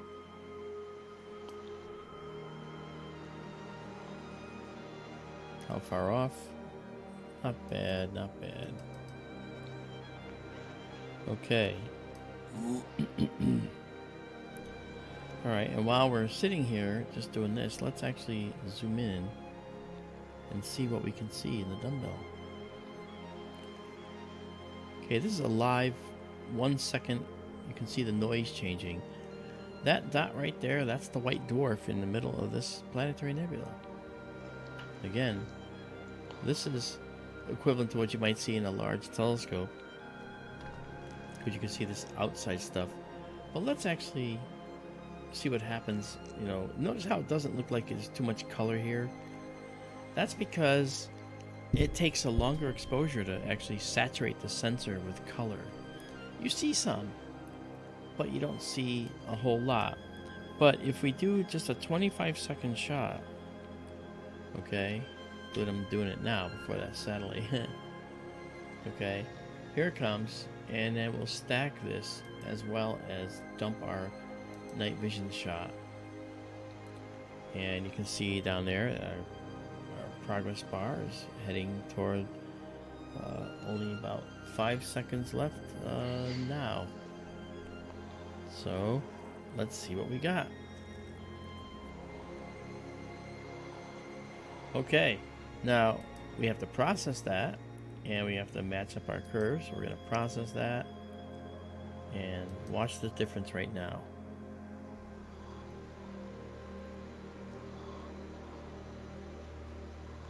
Okay, there we go. Alright, and if we do this, just pull this down a little bit, it'll soften everything, and you can see this immense detail in here. Isn't that gorgeous? It is. And this is at 150% of our sensor. Okay, if we actually fit the sensor to the window, this is the size. Okay, again, 4 full moons across, 3 full moons tall. And if we actually go to 100%, that's the actual size on the sensor, where you won't see any kind of distortions. That's the native size. Fantasy, how you doing, man? Good to see you.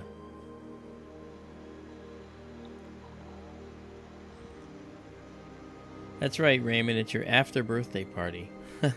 Not after birth party, but your after birthday party. Oh. Party till you puke, Raymond. Exactly. That's beautiful. Let's say this sensor supports going even higher, so we're going to do that. It's nice when that fainter stuff starts coming up. Look at that. And you'll notice too, really cool. You'll notice that there's a lot of detail in the green oxygen, ionized oxygen in here. Here's a nice, delicate gossamer shell that was ejected at one point. Now, if you look at this line right here going through, right here, there's a thicker line coming through here. That's the equator of this previous star. So it went out kind of like on an angle like that, and it was a rapid rotator. So it spewed a lot of stuff in this direction and in that direction, but not as much over the north and south poles. And so it made a characteristic shape. Most people, Daryl has called it the apple core nebula as well. But that characteristic shape is something we call a bipolar nebula shape. And so it's a bipolar nebula. There's two lobes, basically. I always find it interesting that at about 10 o'clock and 4 o'clock, out at the edges, the two brightest red spots are right along that equatorial plane of the star. Yeah. Now, you would think that these things would be lined up with the bulk of the nebula here, right? But I think the star was probably precessing, meaning that it was going like this as it was rotating. And like when you put a gyroscope and you watch it, the gyroscope goes like this. That's precessing while it's spinning. And that might be responsible for why we're seeing this spread here. Or maybe we're actually watching a precession line. You notice how this is sort of like near the end, and this is near the end of this sweep here. It Yes. might be we're actually watching a sweep in progress, which is kind of interesting. That might have happened during while the star was going through this whole process. Yep. I'm gonna take us up a little higher on the 1.48 now on the. I suppose the brightest red, really all you could signify is like the greatest concentrations of hydrogen there, but looks almost like hot spots, you know? Yeah, I mean, I tend to think that this is hot here and hot there. Hotter in here than here. You know, interesting though. There's papers on the dumbbell. Yeah. As you said, then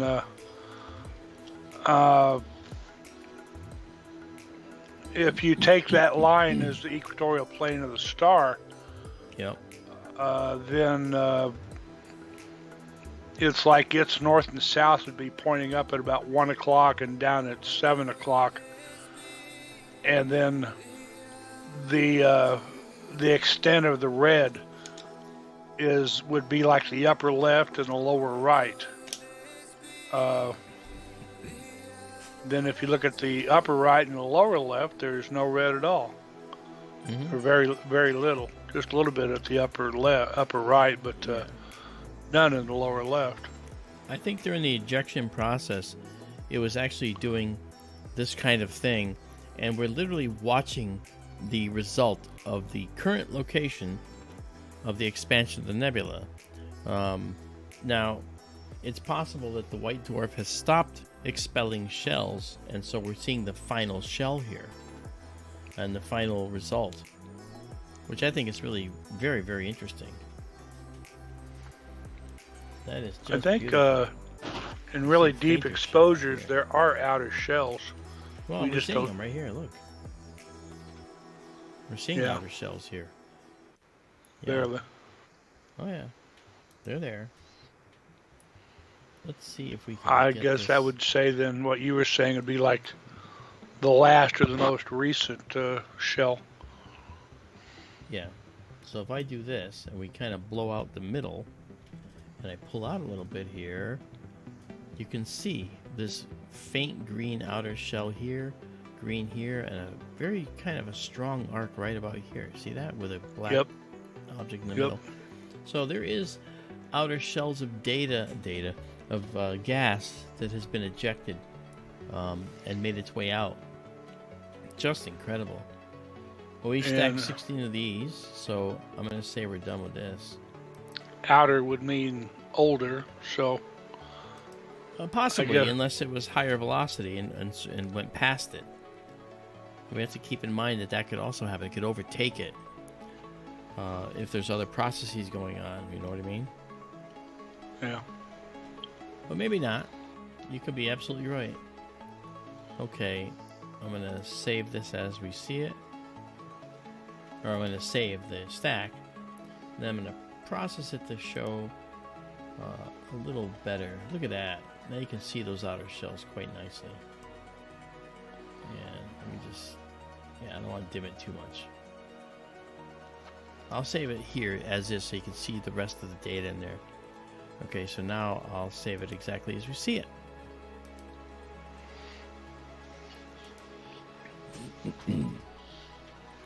All right. Very good. Okay. Let's see if we can handle maybe Gamma Cygni right now. Sure. What do we have for clouds? Let's check it out. Wow. Cygnus is the only thing we're going to be looking at tonight. Okay, we're getting really close. We have time for one more object, I think, before we lose it to the clouds. So let's go into our image intensify view. What do you say, Gamma Cygni? Well, the ring is awful close. Yeah, it is. What's going on here? Alright, that's better. You'd probably get a twofer. Yeah. Guess we could try the ring. Alright.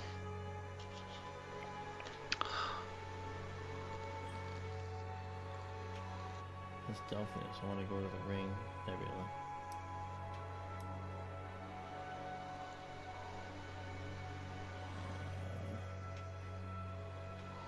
Okay, it's not listening to me, so I'm going to do this. There it is, right there. Yeah. Alright, so let's try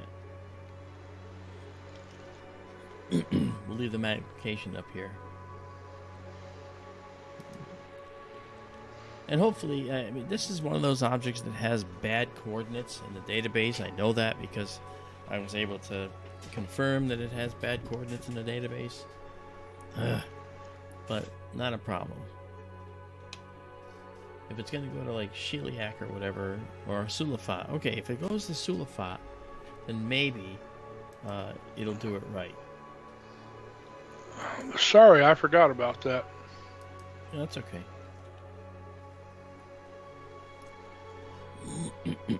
That's Sulafat there.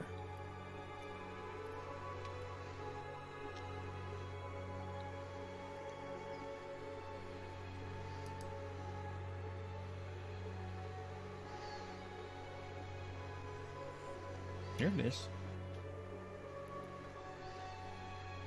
There it is. There it is, right there, the little smoke ring.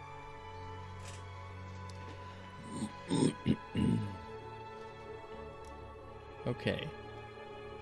So let's actually bring that over. This is actually, it's small, but it's actually bright. And so you really can't expose it for too long without just destroying the image. You've got to actually do a very short exposure of this particular thing, especially with our system. Actually, there are certain things that are actually out of range for our system because of that. Okay. We're going to try a 5-second stack. Alright. So let's get rid of this. Do that. And go to our live stack. And let's see if that's good or bad. Alright, there's our beautiful smoke ring. Let's go in and close on that.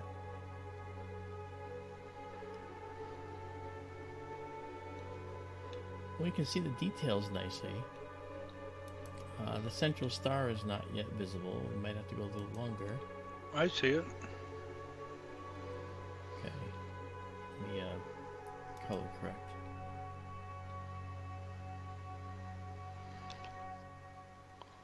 I did see it. I know, I got rid of it. I have I to think I see it. I'm gonna pull this down and make it visible. There it is.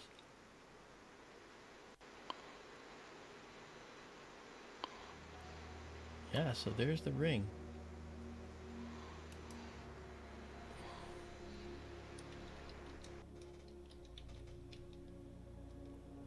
Okay. That's pretty much almost directly overhead. So it looks pretty nice.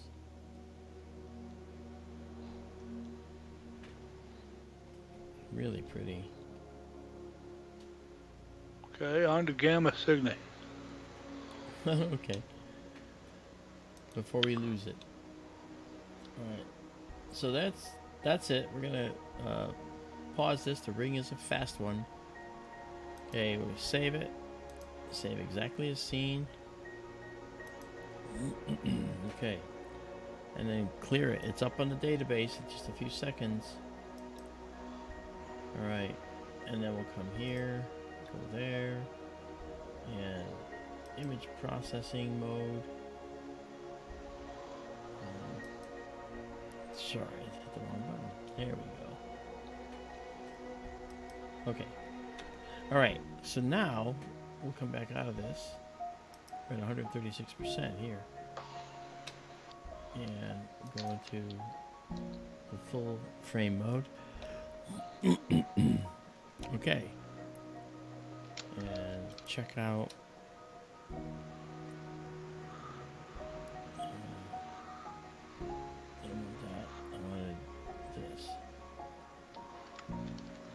okay, Sadr.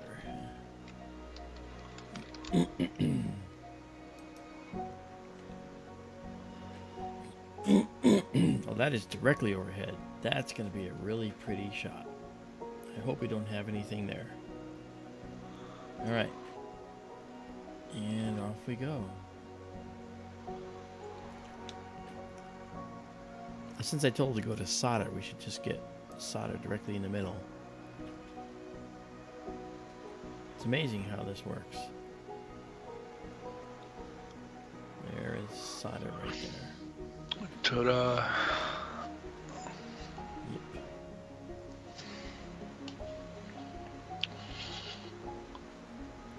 Auto centering Sadr. How far off is it? Not far, see? Not far at all. Okay.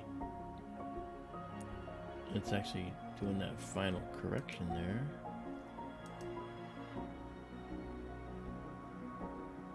I would say that's a pretty darn good accuracy, don't you think? Sure. Anything in the central circle is considered outstanding. Yeah, we basically hit the bullseye of the arrow target. Okay. Alright, so now I'm going to actually move us over a little bit, now that I've said all that. Move us this way.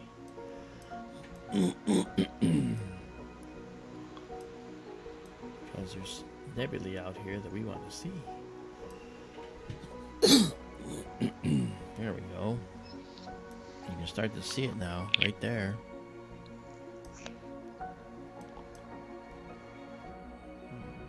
Okay. We'll leave that cluster in there. Alright, there's a big nebula right in here that's just stunning. You might want to just keep going because there's so much more. This whole region is replete with beautiful Emission Nebula. Okay. We're going to do a 30-second shot here. Let's get ourselves guiding. And we are guiding. Hey, Fantasy. I don't know if I'll be back on Coast to Coast. They really liked what I did. They enjoyed me there, I guess. So we'll see. Um, Coast to Coast was fun. I was on it while I had COVID. So I wasn't at my best, yet I was able to put away feeling just that flu-y / cold kind of a thing. But it was good. We got lots of new members actually in Skytour livestream as a result of that appearance, which was nice. Okay, I'm gonna take this down a notch. Oh, duh. I have to clear that. I forgot. So, okay. The next image will be the one we start with.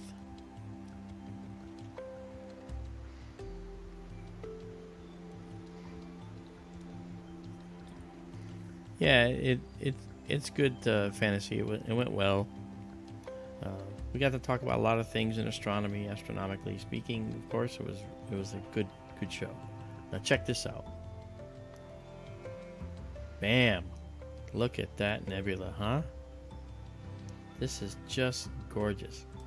It's called the Gamma Cygni Nebula. That's Sadr right there. Gamma Cygni. And there's a cluster here. There's this beautiful nebula and this beautiful nebula, and there's more out here. So it's hard to know where you want to stop. And this right here is not a gap. This is actually dark nebula that is in front of this brighter Emission Nebula here. Really cool. You know, I think in the case of Gamma Cygni, I don't think Sadr is illuminating this and causing this to glow. I think Sadr is much closer to us than the nebula. I think the nebula is like 5,000 light years away, and Sadr is much closer, like 1,500 or something. Give me a second, I'll check. Okay. Let me color correct this. It's supposed to be a little more red. There we go. Looks nice. Look at that. Wow.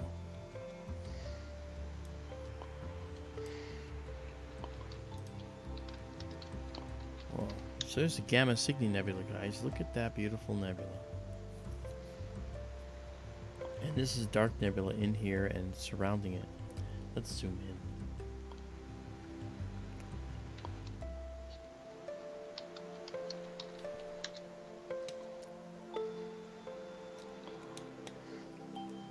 Some interesting features in here too. Let's take a look right here. Check this out. You see this? It has like little tails on it. Okay, this is what's called a Bach globule. These are areas where stars are possibly condensing. There's a gravitationally condensing cloud that's making it a globule. Lots of dust and gas, more than enough to make stars, and so it, at the very least, will make a star someday, and this will be replaced by a star at some point. Kathy, thank you for coming. It was so nice to see you. Thank you. We'll see you again, I'm sure.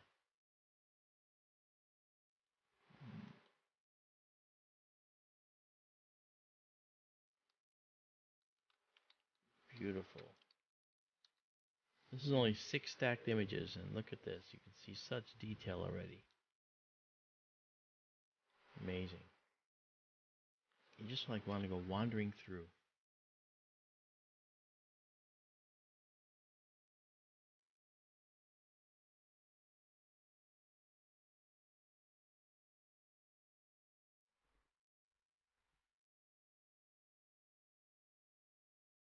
Let's go see our sky, what we've got for clouds.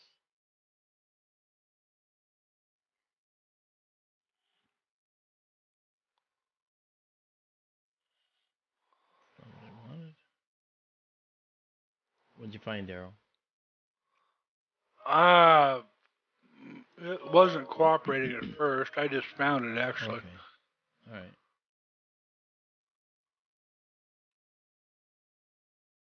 I think Sadr is much closer, and that nebula is much further away.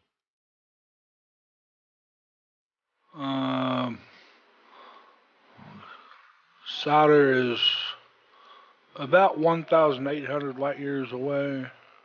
Okay.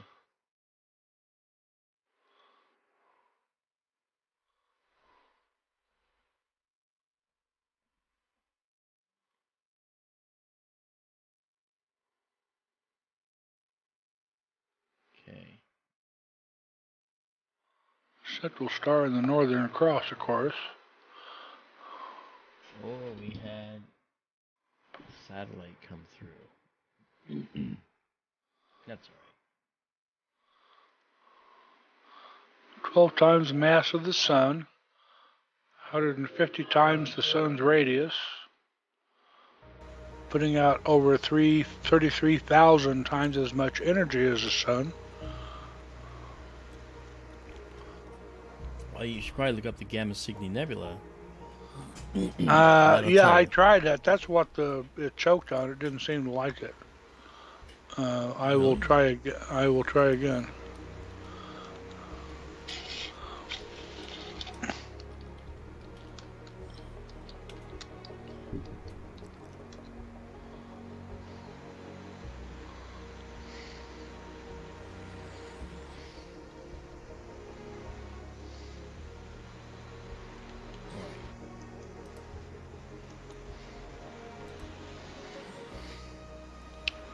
Ah, what a beautiful, beautiful shot.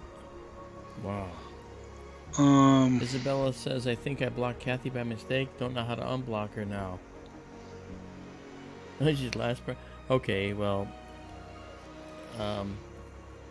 Kathy was able to say stuff right up until she left. So I don't think she's blocked. Sadr and the nebula are unrelated, as you said. Sadr is about 1,800 light years distant. The nebula is about 4,900 light years distant. Yeah, they're unrelated. Again, we got to remember we're looking at space in 3D. You know. Okay, we've stacked 13 of these. We're going to stack one more. And that should give us everything we need. The nebula is illuminated by an O9 class star that you can't see, which is visually obscured by interstellar material. Yeah. A single O9 star is responsible for lighting it up, but it's obscured. It's probably deep inside this cocoon of black dust here.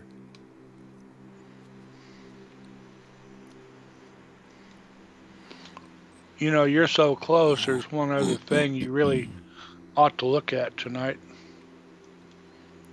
You're going to say the Crescent? Yep.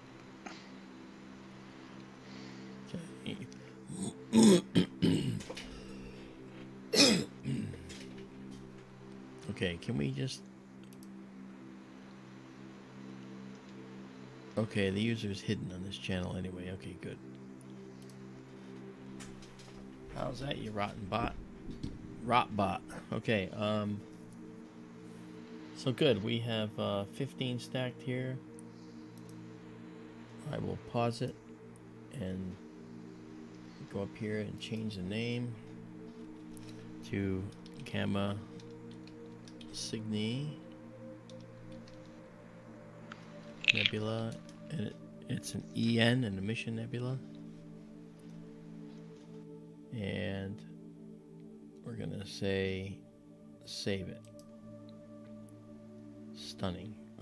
It's a really, in spite of the rough weather out there, we're getting gorgeous views. I'm just so pleased with how the night's going.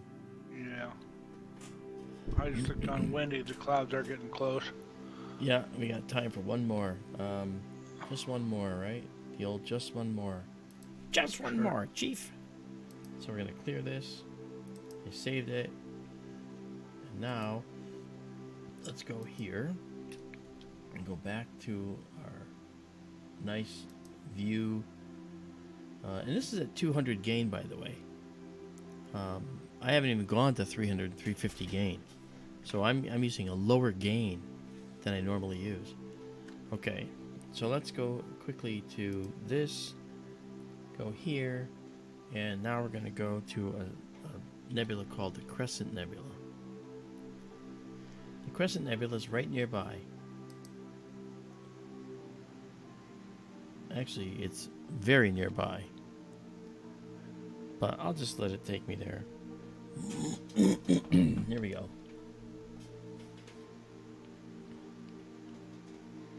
Here we are. So our high precision slewing.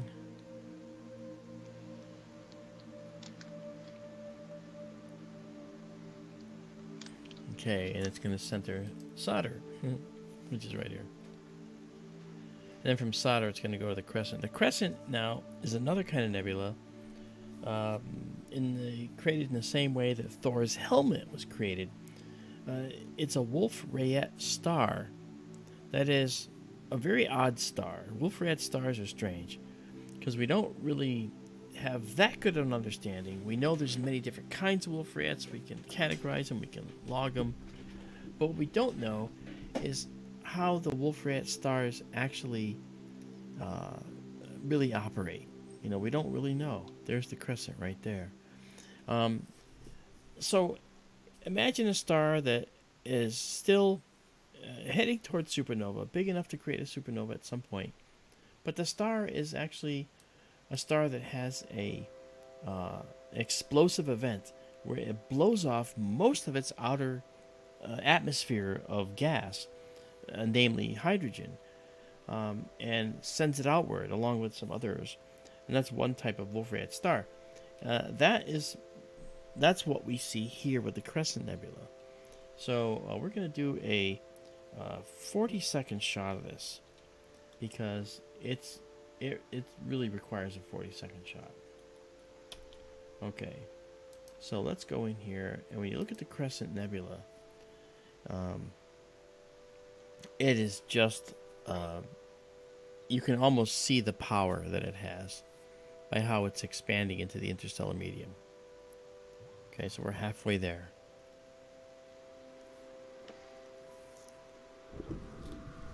You know, the sky is my heavens, my church. You know, this is just the most beautiful thing to me.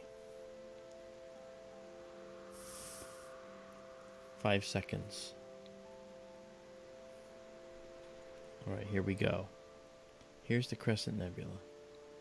Look at that beautiful, beautiful nebula. This star is the Wolf-Rayet star, the one powering it. That's beautiful, isn't it?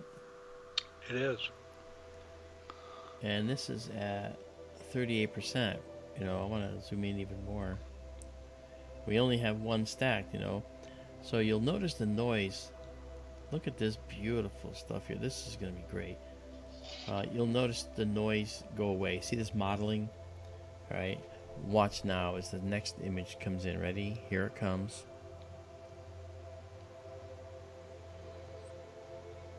Okay, did you see how that softened? I don't know if you could tell. But the noise was mixed into the background noise. And the data is coming out more. Look at this beautiful, beautiful, beautiful nebula. Wow. Here it is in the context of the location, okay? There's the context of the whole location. And let's actually darken the stars in the background a little bit. Or not the stars, but the background. Let's color correct if there's a color correction to be made, and there was. So this is part of the Gamma Cygni Nebula up here, which continues up this way. And we were just there. Kind of off this way too. Wow. Just beautiful. Hey Fantasy, thanks for coming. That's nice. Is that? Hey Taryn Marie. I didn't say hi to you, I apologize. Just beautiful.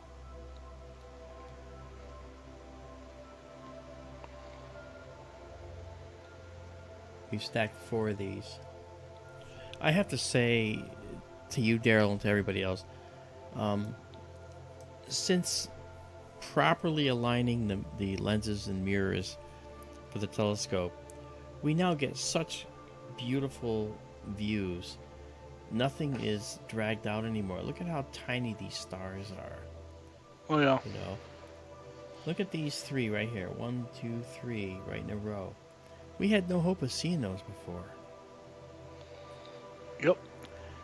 C&D Boy says, I have never seen this many stars ever, Mark. Wow. Yeah, I agree. I agree, you know. And keep in mind, we're looking at something that's, to us, it doesn't mean much, but this star has blown off its outer layers, and the star is not done yet because it's still very massive, many times the mass of the sun, and eventually it's going to go supernova. So eventually we're going to have a supernova remnant as well as a Wolf-Rayet star shell. This shell actually continues around, but again, it seems to be oddly shaped, again, because of the density of other material in the interstellar medium that it's colliding with as that shell moved out. Really interesting how that works. And one of these days, maybe I'll do a whole lecture on that so you get an idea of what we're talking about. Because these locations are so odd. I just can't get over it. Look at this. This is just crazy. I want to zoom in all the way, you know.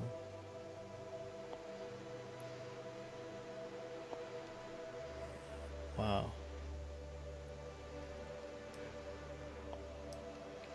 Wow. Beautiful film. This is the best we've ever seen this. Yeah. Best we've ever seen it, and we're dodging clouds to do it. Isn't that crazy? Okay, let's try something. I have the need to actually save this now. I'm getting a bad feeling about clouds. I don't want this to get ruined. They're getting close. Yeah, well, I'm gonna just save it right now as Crescent Nebula, and then save exactly as seen. And that's with 8 stacked. So we'll do as many as we can, and then we'll call it a night probably. Our southern exposure is not going to work because it's covered with clouds right now. Film Score Freak says that's nuts how many stars there are. Sorry, Daryl, go ahead. No. Clouds are sneaking up on you right now. Yeah. A couple of little leaders, I guess, ahead of the pack are actually real close to you right now, but the main mass of it's about to hit Phoenix. Okay. Well, here's what I'm going to do. We're going to go to 10. Look at these beautiful... This has always got me on this here. Look at that one star right here has this illuminated reflection nebula as part of it. It's just amazing. Okay, we got 10. We did it. We did it, guys. All right, we got the mosaic of the Veil Nebula, which I'm going to put together. We got this, which I'm saving now. And a whole bunch of other things. Save exactly as seen. Wow. Well done, Mark. We did it. We pulled it off tonight and did a good job getting this. We made hay when clouds gave us lemons. Look at that. It's beautiful crescent. Oh. Wow. Just beautiful. All right. Well.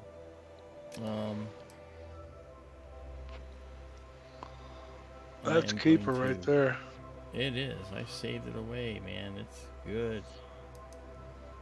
All right. So that's saved out there. And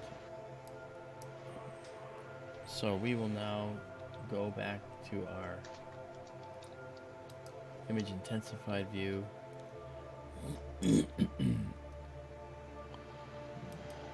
And next time we'll go up to higher gain.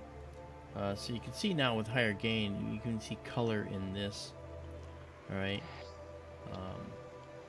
But we'll see how it's going to look after. Yeah. All right. The first step I got to do now is I'm going to shut down our planetarium, and then I'm going to park the system, get it into position where we can shut it down. So you'll see the stars wildly change as it goes into the park mode. This is a mode that it puts the telescope in a safe position. I call the safe mode. Well done, Mark. There we go. Yeah, thanks, Daryl, for being here and hanging out with us. Sure. Okay. All right, now when it's in park mode, you'll know it's there because of what? Well, the telescope is no longer guiding. And you'll see this? Why are the stars marching across the sky? They're marching across the sky because the Earth is rotating out from under them. And you're literally seeing the rotation of the Earth. Take that, flat earthers. Okay. We're going to shut down the system. Okay, system is shut down. And we can get rid of the camera for now. We're set with that. And there we go. And now I will disconnect the telescope and get rid of this. Shut this down, and then I will show you the rest. And now we can close this down. This is our control. I have all these separate programs because I want to have redundancies. In case one thing goes wrong, you don't want the whole system to be gone and down. So, all right. So, our telescope is now in the mode where we can now shut it down. So I'm now going to shut the roof. And there we go. 2,500 miles away, the roof is closing. And we did it. We made it work. Thanks, Daryl. Sure. Thank you for having me. Oh, yeah. Okay, so this is good. All right. And that's it, guys. Well, you know what? I want to thank you guys for coming. It's been wonderful. I really enjoyed your company out here. We had a great time, and I have a feeling that we're going to be doing this again. Thanks to all the new folks who came out tonight. Loved having you out here, and we'll see you again next time. The next time it's clear, it could be very well be tomorrow. We don't know. The monsoon season is tough that way. At regular times of the year, it's clear almost every night, and I have to actually hold back on streaming every night, although I want to. Okay, guys, you have a good night, and I will talk to you later. It's actually almost 2 a.m. here on the East Coast, and it's 11:46 on the West Coast. 10:46 on the West Coast. Yeah. 11:46 in Colorado. Yeah. Okay. All right, guys. We'll see you later. You have a good night. Remember, keep looking up. Night, everybody. Thanks for coming.